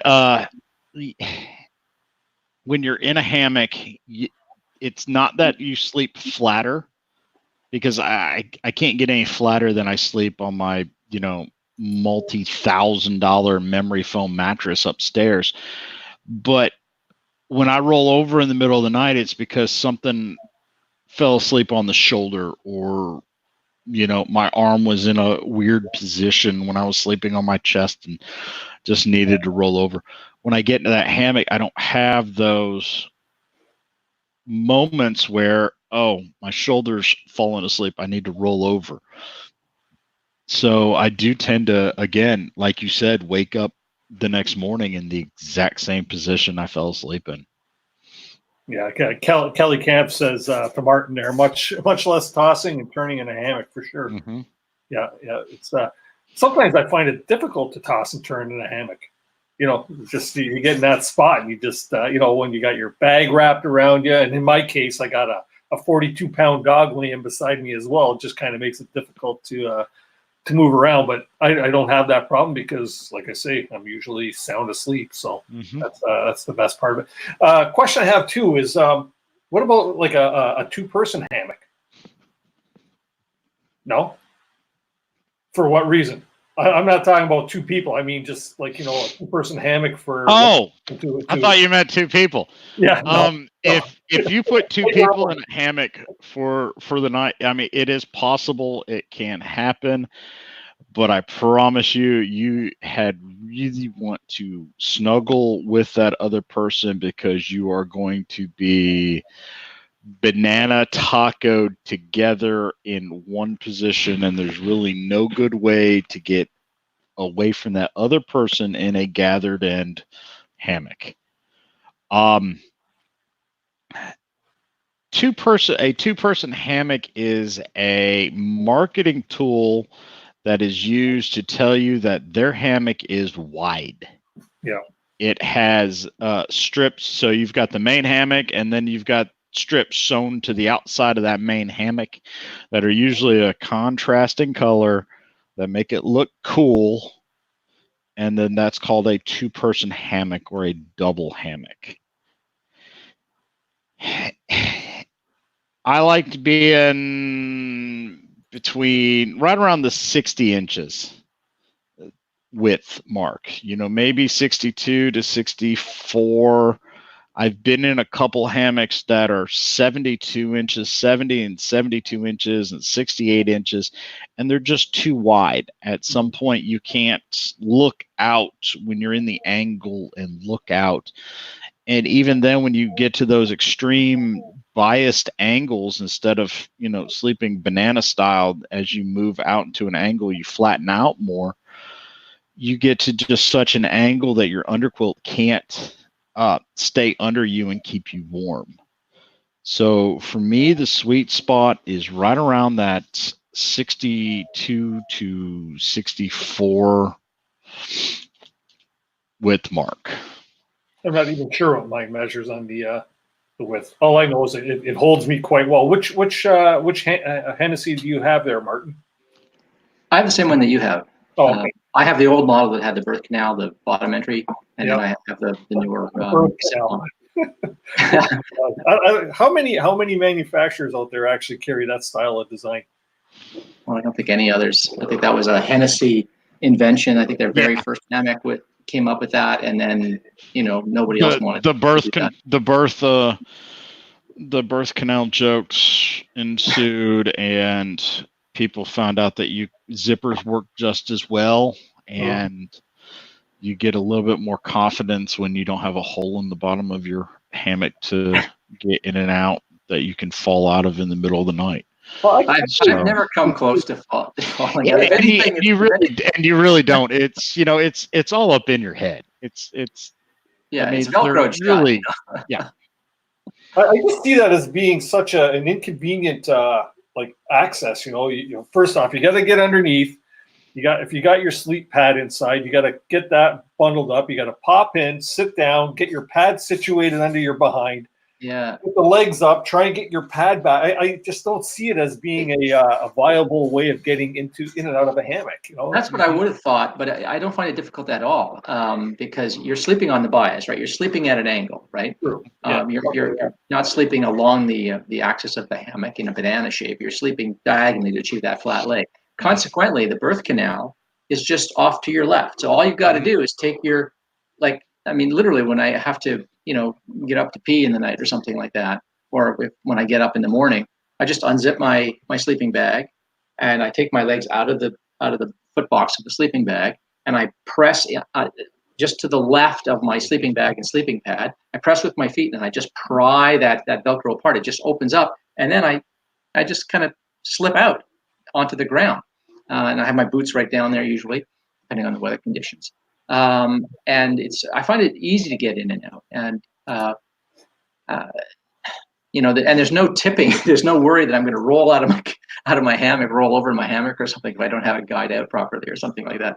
So I find it effortless, but I guess it depends on your size too. Like I'm not a big guy, I'm kind of slender and I'm not particularly tall. I'm 5'10". So, it would depend on your size, I think.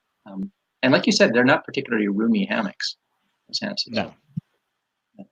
So I see Jeff Creston here, I guess. From, he's my publisher. There you go. There you go. Welcome, I Jeff. figured I wouldn't be able to get out of this without him popping in and showing up. Well, so far he's being nice, so that's cool. That's good stuff. There was one thing I wanted to mention. There's one person in the live chat, an acquaintance of mine. Her name is Kelly Camp. She's you've already mentioned her. She is a canoe tripper, a solo canoe tripper, who, as far as I know, only does hammock camping, and I would love to get her into the chat. No pressure, Kelly. Kelly, she's never done a live stream before, so if we could post the link again for her, perhaps. I have a couple of questions for her. She just needs to click on that link, and obviously, if you don't want to join in, you don't need to join. But click the link. But click the link and then follow the instructions on the screen. It's not a bit. If you do so, Kelly, just make sure you shut off the volume on your YouTube stream and just go by the volume on StreamYards, okay? So we get no feedback. Right. And there we go. She's saying no pressure, Phil. the more the merrier. Like I say, if anybody in the chat has any questions for either Chris, Martin, or myself, please do ask. Like I say, that's what we're here for. We'll be on until about 9 o'clock tonight. And that's when we'll try to tighten the rope and close things up a bit. But it's been a great chat so far tonight, Chris. Thanks for approaching me to be on the show tonight. It's thanks for having me, Dennis. Yeah, well, it's not over yet, man. Let's party for sure. Cheers, guys. I believe I'm drinking water tonight. Yeah, that's all I've got. That's all I've got tonight. I finished off the whiskey. I do have myself a nice can of IPA, but just not used to that tonight. There we go. So we got Kelly Camps here, ready to come in. So we will. Hi, Kelly. How you doing? Good. How are you? Good. Welcome to the chat. Hello there, Kelly. Thank you for Hi. coming in. Sorry for the arm twisting. No problem. Thanks for posting the link. I was trying to figure that out. I couldn't figure it out at all. Yeah, it's a little counterintuitive if you've never done a live stream before. But I had a couple of questions for you, if you don't mind. Yeah. Okay. Okay. So you're a soloist and you're a canoe tripper, and I want to know why a hammock and what difference does it make to canoe tripping? Because almost all of my canoe trips, in fact, all of my canoe trips I have done with my tent. I haven't done one with my hammock. Any hammocking I've done when backpacking on foot. But why? Like a canoe usually, it's capacious. You can bring tons of gear. You can bring a tent of any size if you want, depending on how much portaging you feel to do. Why do you go with the hammocking option? Well, it was real easy. For me, it was simply because of comfort.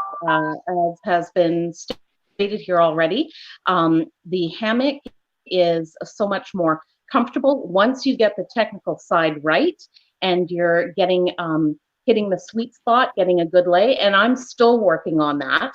It takes a long time to really perfect that, and you can still mess it up from time to time. But it is so much more comfortable for me, particularly getting closer to 60 years old. It's so much more comfortable than laying flat out on the ground. I was just in so much pain from laying on the ground. I just couldn't take it anymore. Simple as that. It is, I find, still something I work at setting up quickly because my tent, I know I can flip that up in a matter of 2 minutes. It's up, done. So as has been said previously, you're getting to a site, you're soaking wet, it's raining, and you're trying to get your gear all set up, your tent, your hammock and your tarp up, and it's late in the day. Yes, it does take more time. It certainly takes me more time as I'm still not really, really fast at it. But at the end of the day, I get a much better sleep out of it. And Martin, you nailed it when you said you go to sleep and you wake up in the position you fell asleep in. I am notorious at home for tossing and turning all night long, and yet I will frequently only wake up to switch sides in the middle of the night once or twice when I'm in my hammock. It's great. I've got a buddy that sleeps rotisserie style. And to make it even worse, he will swap head and foot ends in the middle of the night. And we were at a trailhead and we camped at the trailhead that night. We had another buddy coming in to join us on the hike, but wasn't going to be at the trailhead until like 1 or 2 a.m. He just has this knack for showing up in the middle of the dark. And so we found 2 perfect trees, and they're like, I would love to hang right here. And he's like, I'd love to hang right here. So we backed his Jeep Wrangler up between the 2 trees that were too far apart to put a hammock. And we used his Jeep Wrangler as one of the tie-off points for the hammocks, which was fine. Slept great until he starts this rotisserie style nonsense, and my hammock just it was a little awkward because he was on one side up and down on the shock of the Jeep, and yeah, it was a motion night. It was like sleeping on a waterbed with your sister. Well, Chris, to that point though, I like motion nights because the nice thing about being in the hammock on a really windy night, you get a nice little blow. Mm-hmm. And you kind of rock a little bit in your cradle, and that's actually really, really quite nice and comforting. Mm-hmm. I found out the other side of that. I decided to save a little bit of weight on a backpacking trip and figured out how to rig my tarp to my hammock straps, which worked great until the last night, and I got broadsided by repeated gusts of 30-mile-an-hour winds all night. So the hammock, you could hear the wind come through the valley, and then it hit, and then you go back and up and forward and drop, and back and up and forward and drop. I never tie my tarp to my. So, I learned that the 1.6 ounces that I saved by leaving my straps at home were kind of necessary at that point. It was a weight savings, or it was a weight penalty I'm now willing to take. Do you have a favorite tarp that you like to use for your hammock, Chris? I have two tarps that I use. I have actually, you can see it behind me. I've got it up because I'm in my dining room and just needed something to cover up the craziness that is my office. I've got a 12-foot hanger tarp by Underground Quilts, which is what's behind me. And then the gray one that you saw in the pictures is a 12-foot winter tarp by Cedar Ridge Outdoors. There's two. Most hammock tarps are either 11-foot long or 12-foot long. On a 11-foot tarp and an 11-foot hammock, you're going to have about 3 to 4 inches of tarp overlay of hammock on each side. So it works, but it doesn't give you a whole lot of room for adjustment and failure. And oops, I may have been a little too inebriated when I set it up last time, and now I'm going to get wet. So I opted for a 12-foot tarp, and I will say don't ever buy a 12-foot tarp, because if you do, you'll never want to go back and buy an 11-foot tarp. It just gives me more room. In most cases, unless I know there's very little chance of rain, I'm probably going to take the winter tarp with the folding down doors. I incur a 5-ounce weight penalty between the two. And it's just, it never fails. If I don't have it, I'm going to want it. If I have it, I'm not going to need it. So I'd rather have it and not need it than 3 o'clock in the morning when the rain comes coming, and I wish I'd had those doors to fold in or the wind kicks up. Yeah.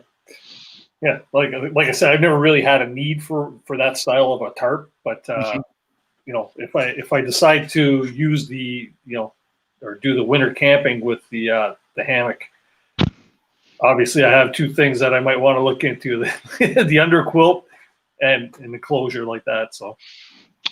It will change even up in Canada. It will definitely change your look of camping. I prefer to camp in the wintertime. I don't like snow in the city. I don't like shoveling it. I don't like driving in it. I grew up in Northwest Ohio, so yes, I have a little bit of experience with snow and lake effect. And I'm in North Carolina because we get snow for 3 days a year. Maybe a week at the most, but it's usually in 2 separate sections and it melts in between.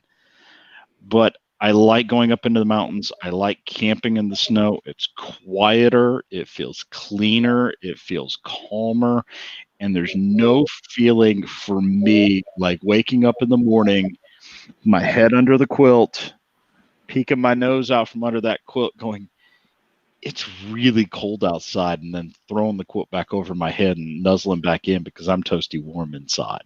Yeah, that is the best feeling. When it gets cool out there and you're snuggled up in that sleeping bag, and you're just you don't want to get out. If your nose is cold, you just don't want to get out of that sleeping bag. And you know what? You don't have to, because you're comfortable, unless you have to pee like Martin and I, right?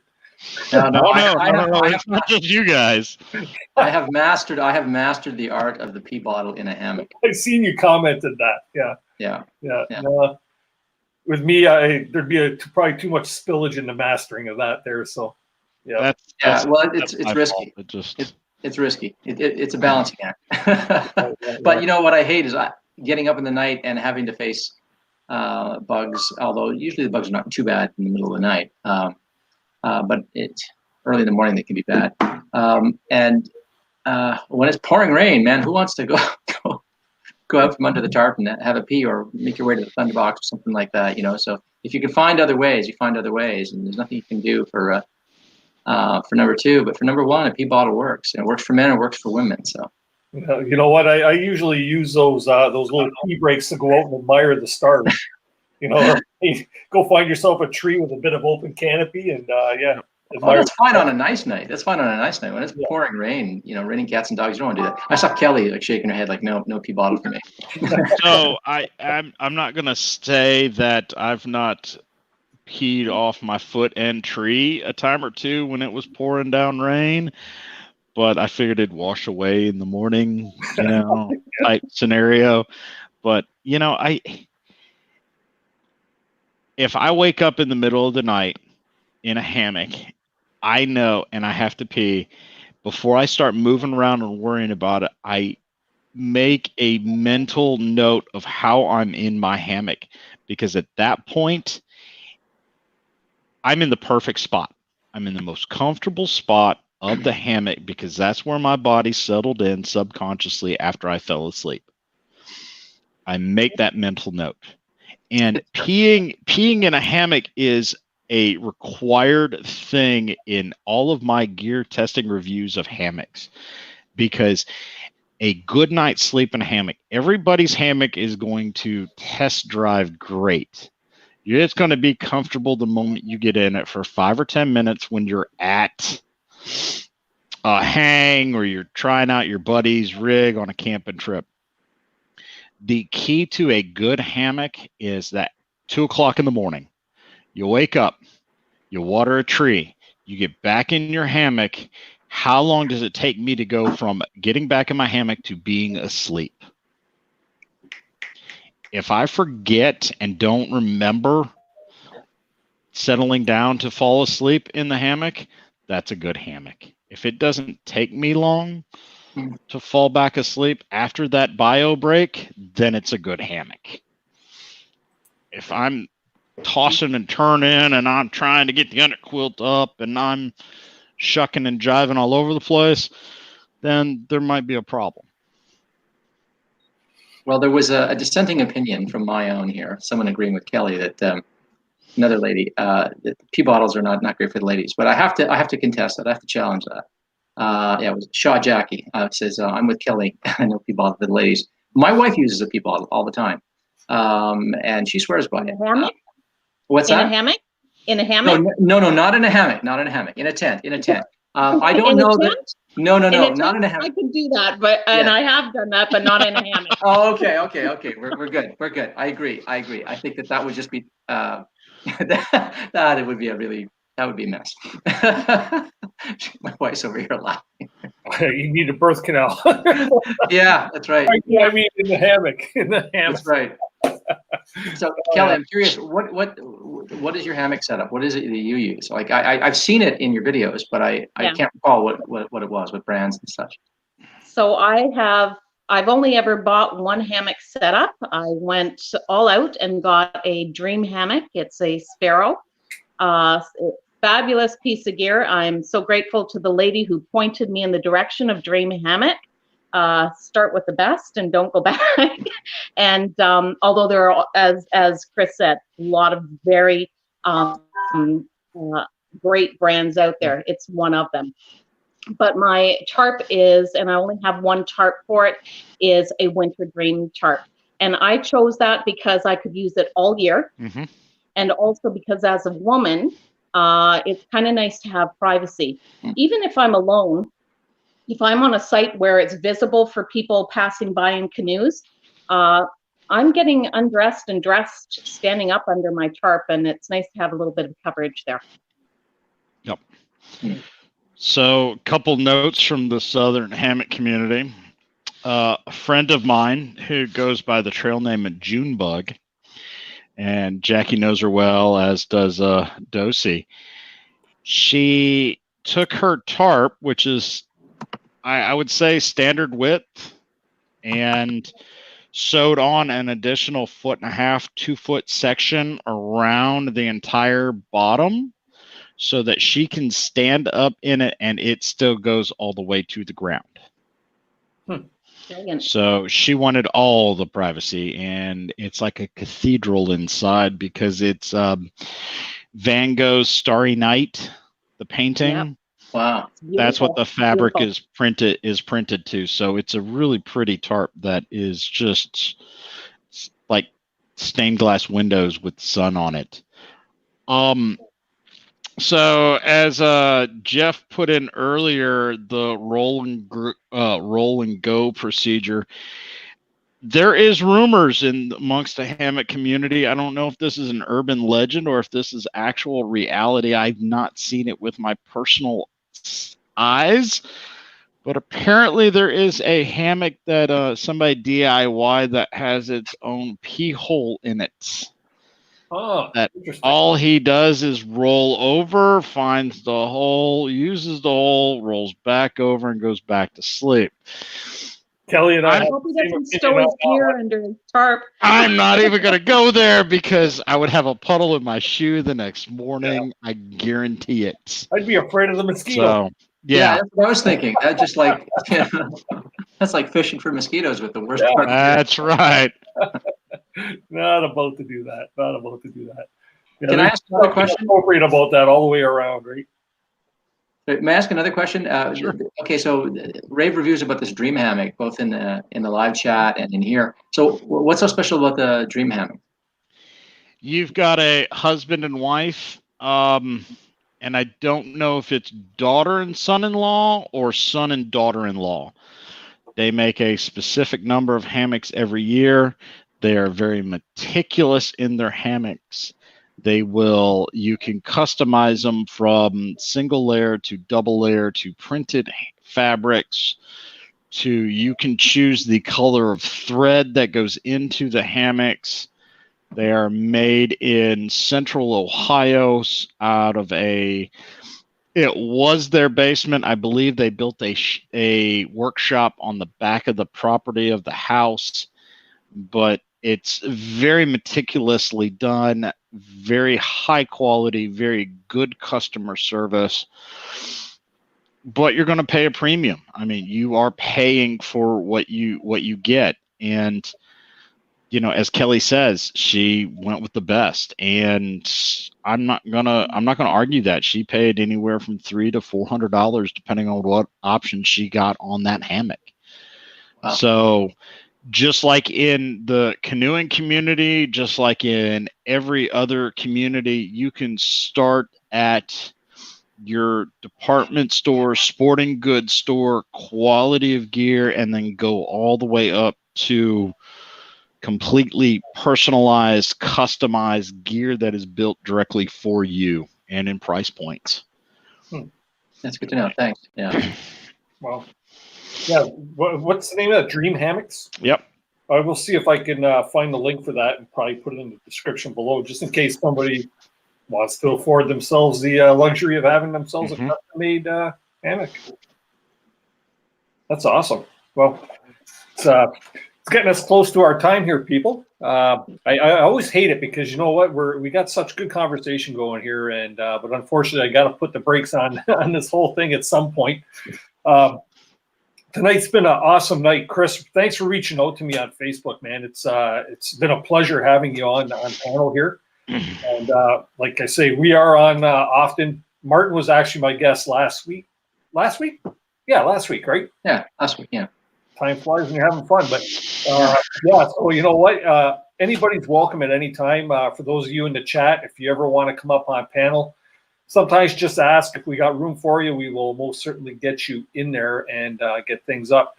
If I have a mod out there that can put up a couple of our guests' links so that we can maybe go visit that and maybe share some love and hit that red button for each other and show each other some support. Kelly, the name of your channel is Kelly Camps? Kelly Camps, yeah.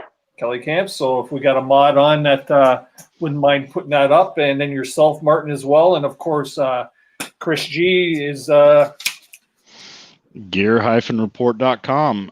We've been providing camping, backpacking, military guns, weapons, military vehicle restoration, sailing. There may be some canoeing stuff on there, kayaking, reviews and articles since about 2009.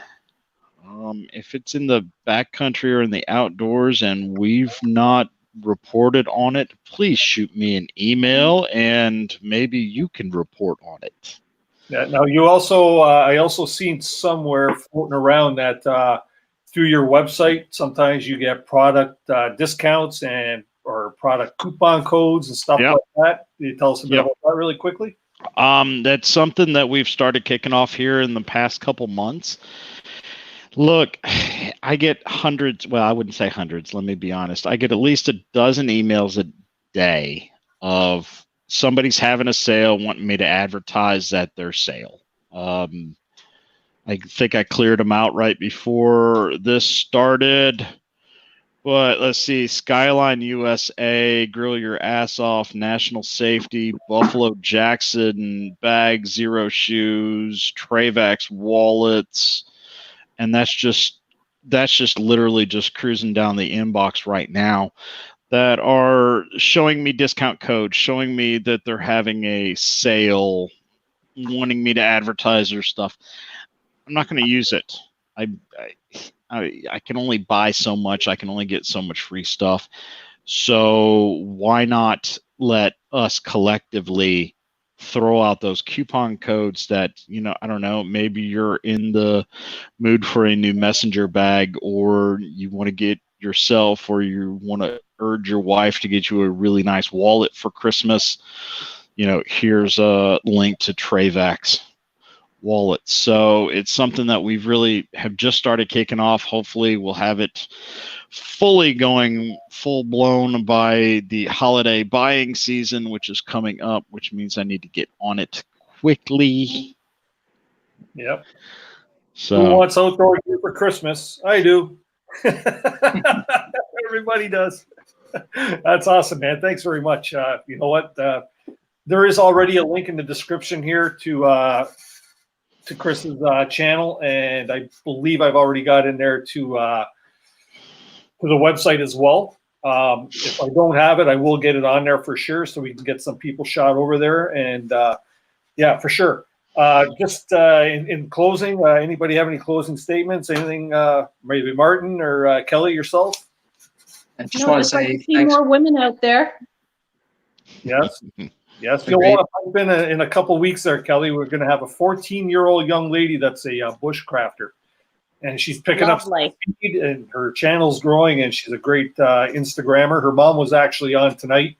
She was actually scheduled for November the 5th, but we had to reschedule. She had something going on, so I was more than happy to reschedule just so we can get her on the show. So, excellent. Martin? Sorry, I was over talking to you there, Kelly. I didn't realize that. Right. Chris, I just wanted to thank you. It was really enjoyable picking your brain. I really appreciate the insights that you brought to this. Thanks very much for coming on. Hey, thanks for having me. This was a total blast. Wow. Dennis has got my information. Head on over to gearreport.com. There's a way to access my email address. As a matter of fact, my email address is on the screen. If you just take that little hyphen between the G and my last name and the G in Gear Report, turn it to an @ symbol, you have my email address. So it's just chrisg@gearreport.com. If you have any questions, shoot me an email. For sure, that sounds cool. So I just want to pass on there, just announce some of our upcoming guests that we have coming up. Next week, we're going to have Ralph Wooven from the YouTube channel Ralph Wooven Bushcraft. His link's in the bio, so you can check out his channel and get a little privy to exactly what his channel's about. But this fellow is actually from, I believe, Sweden, and so we got a little bit of international flair going on there. And you'll learn something definitely. This guy is really good with what he does. We also have Kevin Callan from KC Happy Camper. Many of you Canadians will know Kevin Callan. You ever heard of Kevin Callan there, Chris? No, you not. I would have to check him out. Okay. Part of the problem with creating YouTube and spending time reviewing gear is I don't have a whole lot of time to watch everybody else's channels. I hear you. No, but Kevin is, and probably Kelly and Martin could attest to this, but he's kind of like Canadian canoeing royalty. For lack of a different term. No, he's an outdoorsman. He's many publications, very popular. He speaks at a lot of events and things of that sort. And then, as I mentioned to Kelly, we've got Millie from the Bushcraft Daughter. Links for these people are in the description below, so be sure to check them out. If you haven't already done so, please do subscribe to my channel. It helps us grow and helps us bring you better content. If anybody has anything that they would like to present or ask us to have a show on, I'm always open to suggestions and open to having new guests on. We're currently booked almost up to Christmas time, so we've got a lot of good shows coming your way. Every Tuesday night at 7 p.m. Eastern Standard Time. And let's see here. I guess that's about it. Be sure to check out everybody's channels. Chris, like I said, man, I said this about 3 or 4 times. I thank you very much because this is an interview out of the blue. And I'm really glad we connected. I learned a lot as a hammock camper. It's great to have that information for sure. And yeah, hit that thumbs up, people. And have yourselves a good night. And as Dennis always says, keep the adventures alive. Thanks, everybody. Thanks, guys. Have a great night. Oh, thank you.